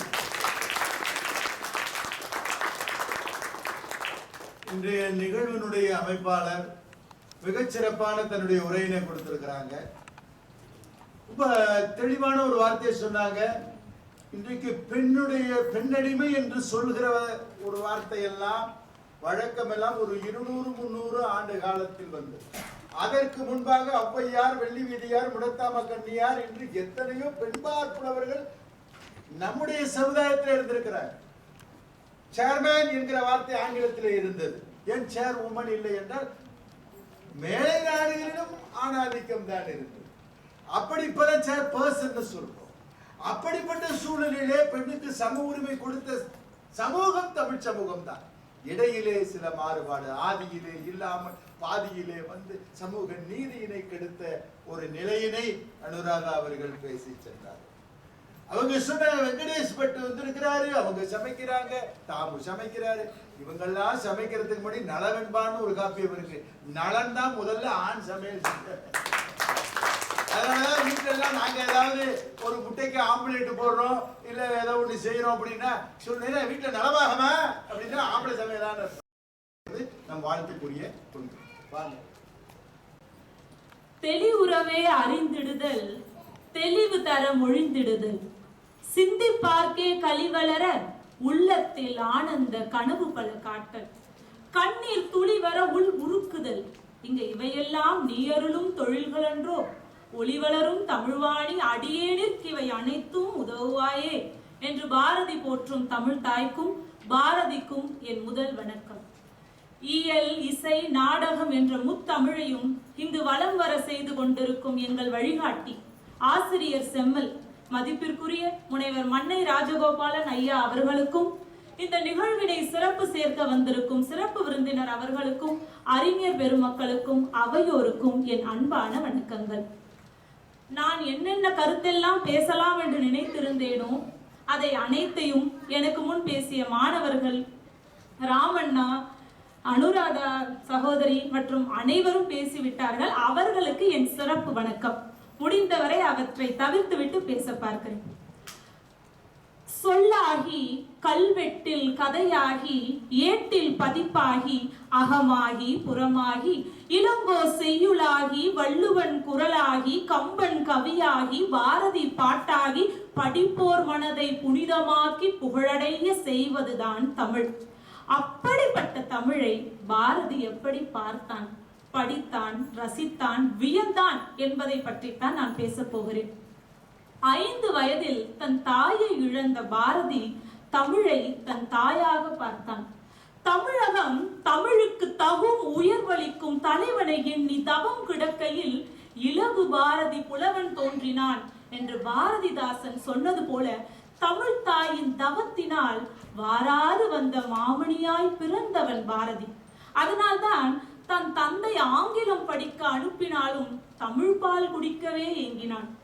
ஆங்கிலம், சமஸ்கிருதம், ஹிந்தி, தெலுங்கு, மலையாளம், பிரெஞ்சு, வங்காளம் போன்ற பல மொழிகளை கற்றறிந்திருந்தாலும் யாமறிந்த மொழிகளிலே தமிழ் மொழி போல் இனிதாவது எங்கும் காணோம் என்று சொல்லி மொழிகளுக்கெல்லாம் முதன்மையாக தமிழை வைத்தான்.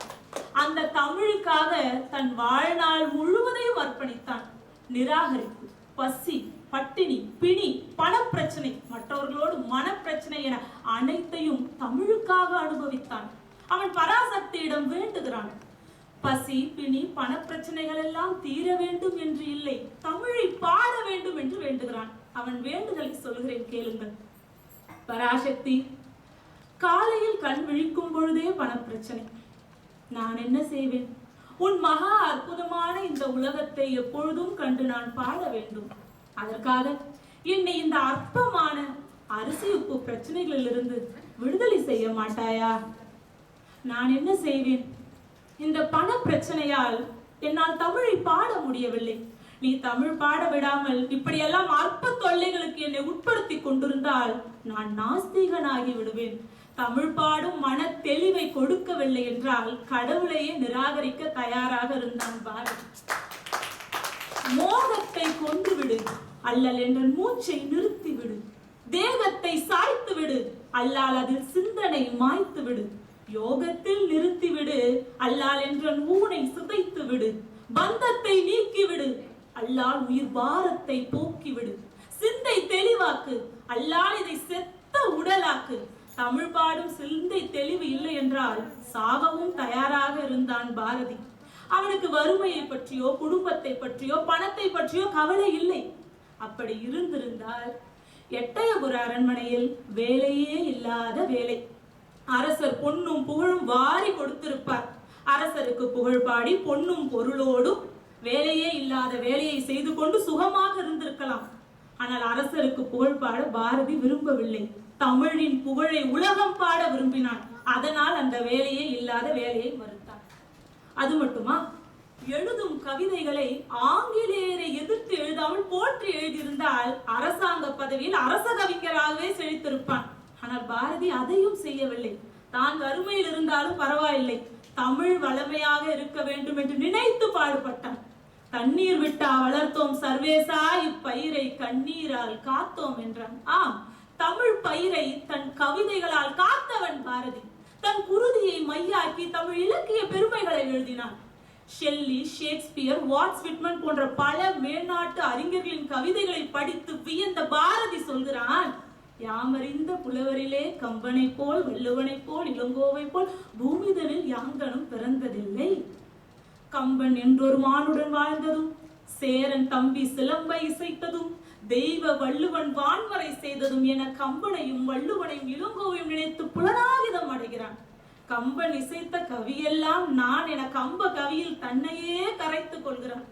பாரதி இப்படியெல்லாம் பாடியவுடன் தான் மக்கள் கம்பனை காண விரும்பினார்கள், சிலம்பை தேடத் தொடங்கினார்கள், வள்ளுவனை வாழ்க்கையாக்கினார்கள். இப்படி பெரும் புலவர்களை பாமர மக்களுக்கு அறிமுகப்படுத்திய பெருமை பாரதியையே சேரும். தமிழை ஒரு சொர்க்க சுரங்கமாக பார்த்தான். அதாவது சொர்க்கத்தில் வாழும் அமரர்கள், தேவர்கள், அவர்கள் வாழும் வாழ்க்கையும் அவர்களின் சிறப்பும் உங்களுக்கு வேண்டுமா? தமிழை படி என்றான். உள்ளத்தில் உண்மை ஒளி உண்டாயின் வாக்கினில் ஒளி உண்டாகும். வெள்ளத்தின் பெருக்கை போல கலை பெருக்கும் கவி பெருக்கும் மேவுமாயின் பள்ளத்தில் விழுந்திருக்கும் குருடரெல்லாம் விழிபெற்று பதவி கொள்வார். தெல்லுற்ற தமிழமுதின் சுவை கண்டார், இங்கு அமரர் சிறப்பு கண்டார். தெல்லுற்ற தமிழமுதின் சுவை கண்டார், இங்கு அமரர் சிறப்பு கண்டார். தமிழின் சுவையை உண்மையாக நீங்கள் உணர்ந்தால் அமரர்களின் தேவர்களின் சிறப்பு உங்களுக்கு இங்கு கிடைக்கும் என்றார். சரி, இது நமக்கு சொன்னது. குழந்தைகளுக்கு ஓடி விளையாடு, சத்தமாவே சொல்லல, தப்பில்லை. ஓடி விளையாடு, நீ ஓய்ந்திருக்கலாகாது. அதே பாப்பா பாட்டில் தான் சொல்கிறான், சொல்லில் உயர்வு தமிழ் சொல்லே, அதை தொழுது படித்திழடி பாப்பா. சொல்லில் உயர்வு தமிழ் சொல்லே, அதை தொழுது படித்திழடி பாப்பா என்று பாப்பா பாட்டு மூலம் குழந்தைகளுக்கு தமிழ் பாலை ஊட்டுகிறான் பாரதி. அது மட்டுமல்ல, ஒரு கதையும் சொல்கிறான். ஒரு பெரிய அடர்ந்த காடு, அந்த காட்டில் ஒரு சிறிய பொந்தில் ஒரு சிறு தீப்பொறியை வைத்தால் அது அந்த மொத்த பாட்டையும் தனக்குள் ஆட்கொள்ளும். அதே போல உன் மனதில் தமிழை ஒரு சிறிய இடத்தில் வைத்து நினை. அது கொஞ்சம் கொஞ்சமாக உன்னையே ஆட்கொண்டு அருள் தரும், சுடர் தரும் என்றான். அக்கினி குஞ்சொன்று கண்டேன், அதை ஆங்கோர் காட்டில் ஒரு பொந்தடை வைத்தேன். வெந்து தணிந்தது காடு, தழல் வீரத்தில் குஞ்சொன்று மூப்பென்றும் உண்டோ. தத்தரிகிட்ட தித்தோம் என ஆனந்த தாண்டவம் ஆடுகிறான் பாரதி. பாரதிக்கு அந்த சுடர், அந்த அருள் கிடைத்தது. அதனால்தான் என்னை சுடர்மிகு அறிவுடன் படைத்து விட்டாய், வல்லமை தாராயோ இந்த மாநிலம் பயனுற வாழ்வதற்கே என்றான். அப்பொழுது கூட வல்லமை தாராயோ என் மனைவி மக்கள் பயனுற வாழ்வதற்கு என்று அவன் கேட்கவில்லை. என் பாட்டுத்தரத்தாலே இவ்வையகத்தை பாலித்திட வேண்டும், அதற்கு வல்லமை கொடு என்றுதான் கேட்டான். அதனால்தான் அவன் மகாகவி சுப்பிரமணிய பாரதி. ஆம், கடவுள் வழிபாடு, சகோதர உணர்ச்சி, கல்வி அறிவு, பெண்ணியம் என அனைத்துமே அன்று அடிமையாக்கப்பட்டிருந்தன. அந்த அடிமை தளத்தை உடைத்தறிய பாரதி எடுத்துக்கொண்ட பிரம்மாஸ்திரம் தான் தமிழ். அச்சமில்லை, அமுங்குதல் இல்லை, நடுங்குதல் இல்லை, நாணுதல் இல்லை, பாவம் இல்லை, பதுங்குதல் இல்லை. ஏது நேரிலும் இடர்பட மாட்டோம், அண்டம் சிதறினாலும் அஞ்ச மாட்டோம், கடற்பொங்கி எழுந்தாலும் கலங்க மாட்டோம், யாருக்கும் அஞ்சோம், எதற்கும் அஞ்சோம், எங்கும் அஞ்சோம், எப்போதும் அஞ்சோம் என தன் கவிதை கணைகளால் உறங்கி கிடந்த தமிழ் மக்களை தட்டி எழுப்பியவன் பாரதி. முதலில் தமிழை தாயாக பார்த்த பாரதி பின்பு தமிழுக்கே தாயாக மாறி அந்த தமிழுக்கு சுதந்திரம் வாங்கி கொடுத்தான். பாரதியால் சுதந்திரம் பெற்ற தமிழ் பாரதிக்கு என்ன செய்தது? அதை பாரதி எப்படி பார்த்தது? பாரதியை தன் உயிராய் பார்த்தது. பாரதி கேட்டது, ஆசைப்பட்டது அனைத்தையும் கொடுத்தது. அதில் சிலவற்றை நம் சிங்கையை வைத்தே கொடுத்தது. அதற்கு சில உதாரணங்கள் சொல்கிறேன். பிற நாட்டு நல் அறிஞர்கள் சாத்திரங்கள் தமிழ் மொழியில் பெயர்த்தல் வேண்டும் என்றான்.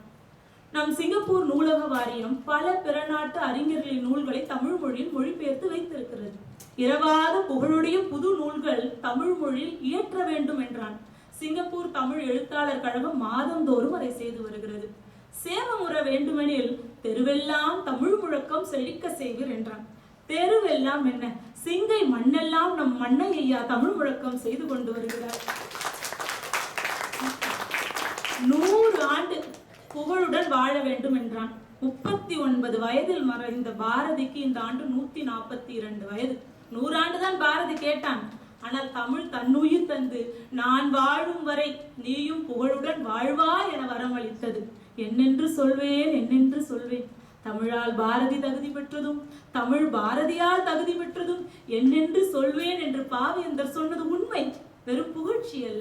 கவிஞர் தூரன் அவர்கள் சொல்கிறார், பாரதியின் உள்ளத்திலிருந்து பொங்கிய உணர்ச்சி கனலை அவருடைய உடம்பு அதற்கு மேல் தாங்க முடியவில்லை. உடல் தாங்க முடியாததை தமிழ் தாங்கி நிற்கிறது. அந்த தமிழ், இன்ப தமிழ் பாரதியை மட்டுமல்ல, தன்னை பேசும், பாடும், கேட்கும், ரசிக்கும், வியக்கும் ஒவ்வொருவரையும் தாங்கி நிற்கும், தரணியால வைக்கும் என்பது சத்தியம். சொல் புதிது, சுவை புதிது, பொருள் புதிது, சொற்புதிது, சோதிமிக்க நவக்கவிதை, என்னாலும் அழியாத கவிதை படைத்த பாரதியின் கவிதைகளை பற்றி பேச எனக்கும் வாய்ப்பளித்த அனைத்து நல்லுள்ளங்களுக்கும் நன்றி.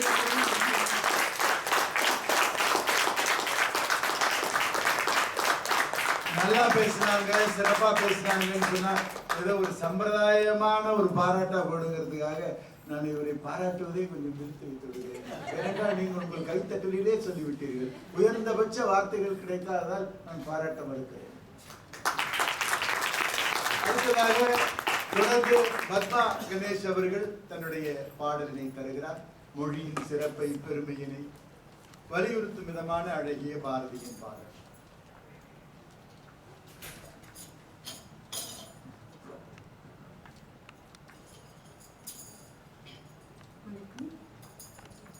ஒன்று நிகழ்ந்ததனைத்தும் உணர்ந்திடும் சூழ்கலை வாணர்களும் இவள் என்று பிறந்தவள் என்றுணராத இயல்பினலாம் எங்கள் தாய். ஒன்று நிகழ்ந்ததனைத்தும் உணர்ந்திடும் சூழ்கலை வாணர்களும் இவள் என்று பிறந்தவள் என்றுணராத இயல்பினலாம் எங்கள் தாய்.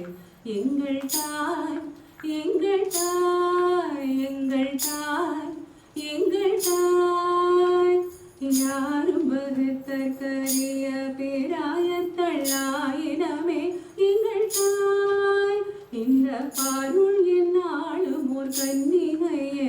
பயின்றிடுவாள் எங்கள் தாய், எங்கள் தாய், எங்கள் தாய், எங்கள் தாய், எங்கள் தாய். 30 கோடி முகமுடைய. அது மாதிரி நிறைய விஷயங்களை சொல்லியிருக்காங்க. முதல்ல நாய் விற்கிறதுன்னு, நாய் விற்பனை உண்டு தானே, இப்பவும் நாயை விற்பாங்க. அந்த பாமரேனியன் அந்த மாதிரியான பல வகைகள் இருக்கு. அப்ப அந்த நாய்கிட்ட கேட்க மாட்டாங்க, நீ இந்த வீட்டுக்கு போறியா, ராம்சா வீட்டுக்கு போறியா, அதுகிட்ட கேட்க மாட்டாங்க. காசு எவன் கொடுக்குறானோ அவங்களுக்கு அனுப்பி வச்சிருவாங்க. நாயும் ஒண்ணும் சொல்ல. அதை பாரதி கேட்டான், இந்த பெண் என்ன நாயான்னு கேட்டான். நல்ல விலை கொண்டு நாயை விற்பார், அந்த நாயிடம் யோசனை கேட்பதுண்டோ என்று கேட்டு பெண்ணை தெய்வமாக மதிக்க வேண்டும் என்று சொன்னவன் பாரதி. வரதட்சணையை பத்தி சொன்னாங்க. இன்னைக்கு வரதட்சணை சற்றேரை முடிஞ்சு போச்சு. அந்த சமூகம் என் சமூகம், என் அக்கா தங்கச்சியில கட்டி கொடுக்கும் போது அன்னைக்கு வரதட்சணை கொடுமை. இன்னைக்கு சொன்னா உங்களுக்கு எல்லாம் புரிய வைக்கவே முடியாது. இன்னைக்கு கல்வினால பெண்கள் வேலைக்கு போறதுனால வரதட்சணை உங்களுக்கு தெரியாது. ரொக்கமா கொட்டணுமா, தங்கமா போடணுமா, ஸ்கூட்டரும் கொடுக்கணுமா, சொன்னதே செய்யணுமா. உள்ளவங்க கொடுக்கிறாங்களே, மத்தவங்க தவிக்கிறாங்களே, லாபத்தை பாக்குறாங்க, பாவத்தை சேர்க்கிறாங்க. அது ஒரு காலம் இருந்தது. இன்னைக்கு தெரியாம நீங்க எல்லாம் வளர்றீங்கன்னா ரொம்ப மகிழ்ச்சி. அந்த வரதட்சணை போயிடுச்சு. பாடுவார், பொன்னல்லி வைத்தால்தானே பூமாலை தோளில் ஏறும், இல்லாத ஏழைக்கெல்லாம் பொல்லாத கண்ணீர் கோலம்னு சொல்லுவார். ரொம்ப அருமையா பிரபா தேவி கவிஞர் ரசிச்சு ரசிச்சு அலையாட்டி கேட்கும் போது பேசுறதே ஆர்வமா இருக்கு. இந்த சபையில ரொம்ப மகிழ்ச்சி. நாணக்காடன் அவர்களுடைய முக வெளிப்பாடு நம்ம நல்லா தான் போயிட்டு இருக்கு அப்படின்னு தெரியுது. இப்ப நம்ம அடுத்து பாடல், பெண் குழந்தையை எப்படி கொஞ்சம், அதானே முக்கியம். ஆண் குழந்தை என்றால் என்ன, ஆஸ்திக்கு ஒண்ணு ஆசைக்கு ஒண்ணு ஏதோ சொல்லுவாங்க. அது மாதிரி இல்லாம பெண் பிள்ளையை எப்படி கொஞ்சம் வளர்க்கிறார் பாருங்க பாரதி. சின்னஞ்சிறுகளியே கண்ணம்மா, என் செல்வ களஞ்சியமே. சின்னஞ்சிறு கிளியே, சின்னஞ்சிறு கிளியே, கண்ணம்மா செல்வ களஞ்சியமே. சின்னஞ்சிறு கிளியே, கண்ணம்மா செல்வ களஞ்சியமே. உன்னை களி தீர்த்தே உலகில், உன்னை களி தீர்த்தே உலகில் ஏற்றம் புரிய வந்தார். சின்னஞ்சிறு கிளியே, கண்ணம்மா செல்வ களஞ்சியமே. பிள்ளை கனியமுதே கண்ணம்மா பேசும் பொச்சித்திரமே. பிள்ளை கனியமுதே கண்ணம்மா பேசும் பொச்சித்திரமே. அள்ளி அணைத்திடவே என் முன்னே ஆடி வரும் தேனே. அள்ளி அணைத்திடவே என் முன்னே ஆடி வரும் தேனே. சின்னஞ்சிறு கிளியே, கண்ணம்மா செல்வ களஞ்சியமே. ஓடி வருகையிலே கண்ணம்மா உள்ளம் குளிருதடி.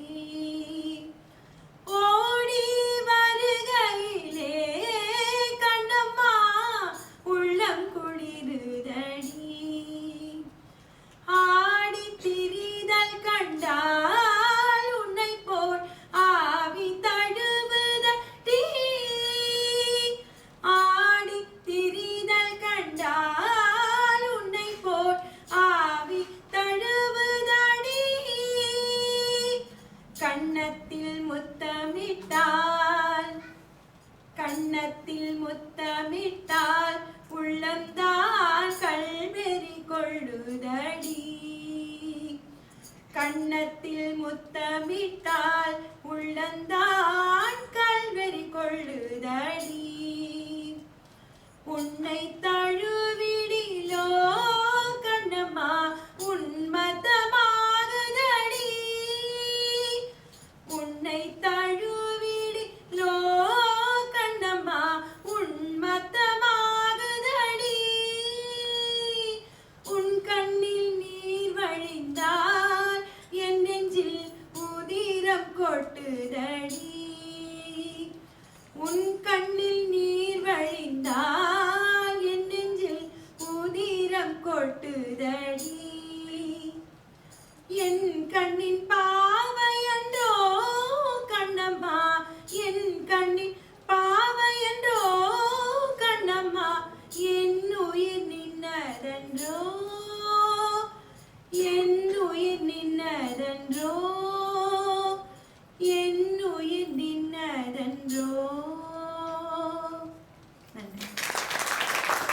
சிறப்பான பாடலை பாடியிருக்கிறார்.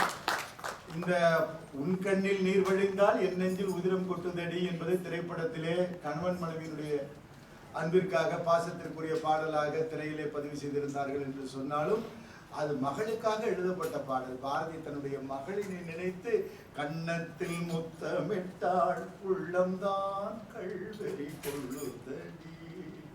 நாம் குழந்தைய பெண் குழந்தையை அணைச்சு முத்தமிடும் போது உச்சி முகர்கிற போது தந்தைக்கு ஏற்படுகிற அந்த அந்த அந்த மகிழ்ச்சியின் அளவே இல்லையா. அதைத்தான் பாரதி ரொம்ப அழகாக தன்னுடைய பாடலை பதிவு செய்திருந்தார். இந்த சிறந்த பாடலை ஒட்டி அடுத்ததாக பாரதியின் பார்வையில் தமிழ் மொழி என்கின்ற தலைப்பில் வானதி பிரகாஷ் அவர்கள் உரை நிகழ்த்த இருக்கிறார். அதற்கு முன்பாக எங்கள் குழுவினுடைய சிறந்த பாடகி, முறையாக சங்கீதம் கற்றவர், முறையாக சங்கீதத்தை பிறருக்கு சொல்லித் தருகிறவர், சுதி சுத்தமாக பாடுவது என்பார்கள். அது மட்டுமல்ல, தமிழை சரியாக உச்சரிக்கக்கூடியவர் என்பது பத்மா கணேஷ் அவருடைய கணவர் ஒரு சிறந்த கவிஞர். இன்று காலையிலே கூட ஒரு நிகழ்வினை மிகச்சிறப்பாக தன்னுடைய கவிதையினை பரவாசித்தார்கள். அப்படிப்பட்ட ஒரு சிறந்த பாடகி அவர் பாட வருகிறார். பாடலை தாருங்கள். நன்றி ஐயா. யாமறிந்த மொழிகளிலே தமிழ் மொழி போல் இனிதாவது எங்கும் காணோம். பாமரராய் விலங்குகளாய் உலகனைத்தும் இகழ்ச்சி சொல்ல பான்மை கெட்டு நாமமது தமிழர் என கொண்டிங்கு வாழ்ந்திடுதல் நன்றோ சொல்லி தேமதுர தமிழோசை உலகம் எல்லாம் பரவுவதை செய்தல் வேண்டும். தேமதுர தமிழோசை உலகம் எல்லாம் பரவுவதை செய்தல் வேண்டும். யாவரிந்த புலவரிலே கம்பனை போல் வள்ளுவர் போல் இளங்கோவை போல் பூமிதனில் யாங்கனுமே பிறந்ததில்லை. உண்மை வெறும் புகழ்ச்சி இல்லை. ஊமையராய் செவிடர்களாய் குருடர்களாய் வாழ்கின்றோம். ஒரு சொல் கேளீர் சேவமுற வேண்டுமெனில் தேருவெல்லாம் தமிழ் முழக்கம் செழிக்கச் செய்வீர். சேவமுற வேண்டுமெனில் தேருவெல்லாம் தமிழ் முழக்கம் செழிக்கச் செய்வீர்.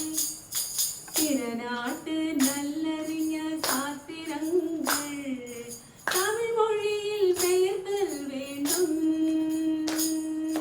பிறவாத புகழுடைய புது நூல்கள் தமிழ் மொழியில் இயற்றல் வேண்டும். மறைவாக நமக்குள்ளே பழங்கதைகள் சொல்வதிலோர் மகிமை இல்லை. திறமான புலமையினில் வெளிநாட்டோர் அதை வணக்கம் செய்தல் வேண்டும். திறமான புலமையினில் வெளிநாட்டோர் அதை வணக்கம் செய்தல் வேண்டும். உள்ளத்தில் உண்மையொளி உண்டாயின் வாக்கினிலே ஒளி உண்டாகும்.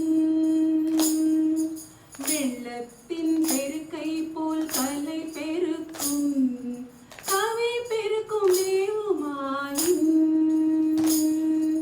பள்ளத்தில் வீழ்ந்திருக்கும் குருடரெல்லாம் விழி பெற்று பதவி கொள்வார்.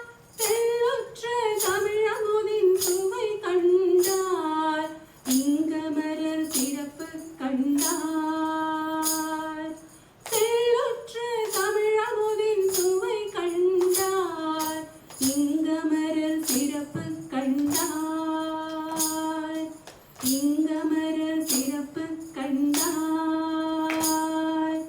இங்கமரர் சிறப்பு கண்டார். நல்ல ஒரு கருத்தினை உங்களோடு பகிர்ந்து கொள்ள விரும்புகிறேன். இந்த பாடலை இயற்றியது பாரதியார்னு தெரியும். ஆனா இதுக்கு இசையமைச்சு இந்த பாட்டுக்கு யார் தெரியுமா? பத்மாகர். ஏன்னா அது ஒரு சாயல், அந்த எந்த பாட்டுடைய சாயல் உங்களுக்கு தெரியும். கற்பூர நாயகியே கனகவள்ளி எல்லாம் நம்ம தமிழ் இசை தான். இந்த பாட்டு நான் ரெஃபரன்ஸ் வீடியோ தேடும்போது அது எல்லாமே மோஸ்ட்லி வசன நடையில தான் இருந்தது. அதனால சரி நம்மளே ஒரு ஜனரஞ்சகமா ஒரு மெட்டு போடலாம்னு அதுக்கு வாய்ப்பளித்த அனைவருக்கும் மனைவியாக்கு ரொம்ப நன்றி. இதுபடியே எங்களுக்கு என்ன பெருமைனா, சிறந்த பேச்சாளர்களையும் சிறந்த பாடகர்களையும் உட்பட்ட ஒரு குழுவாக இது சென்று கொண்டிருக்கிறது தொடர்ந்து என்பதில் எனக்கு பெரிய மகிழ்ச்சி. மிகச்சிறப்பாக வாழ்த்துக்கள் உங்களுக்கு. ரொம்ப சிறப்பாக அமைந்தது. அவங்க என்ன பாரதி சொன்னா, மொழி வளரணும்னு சொன்னா மேடையில் ஏறி பேசிட்டு மட்டும் இருக்கக்கூடாது. அதல்ல, பேசுவது மட்டுமல்ல, பேசணும், பாடணும், ஆடணும், எல்லா கலைகளும் வேணும். வெள்ளத்தின் பெருக்கை போல் கவிப்பெருக்கும் கலைப்பெருக்கும் அமையுமாயின் பள்ளத்தில் விழுந்திருக்கும் மனிதரெல்லாம் வெளிவெற்று பதவி கொள்வார்னு சொன்னா. நீங்க வெறும் தமிழ் வளர்ச்சிங்கிறது மேடையில் ஏறி பேசுறது மட்டுமில்ல, பாடணும், ஆடணும், குதிக்கணும், எல்லாம் செய்யுங்க.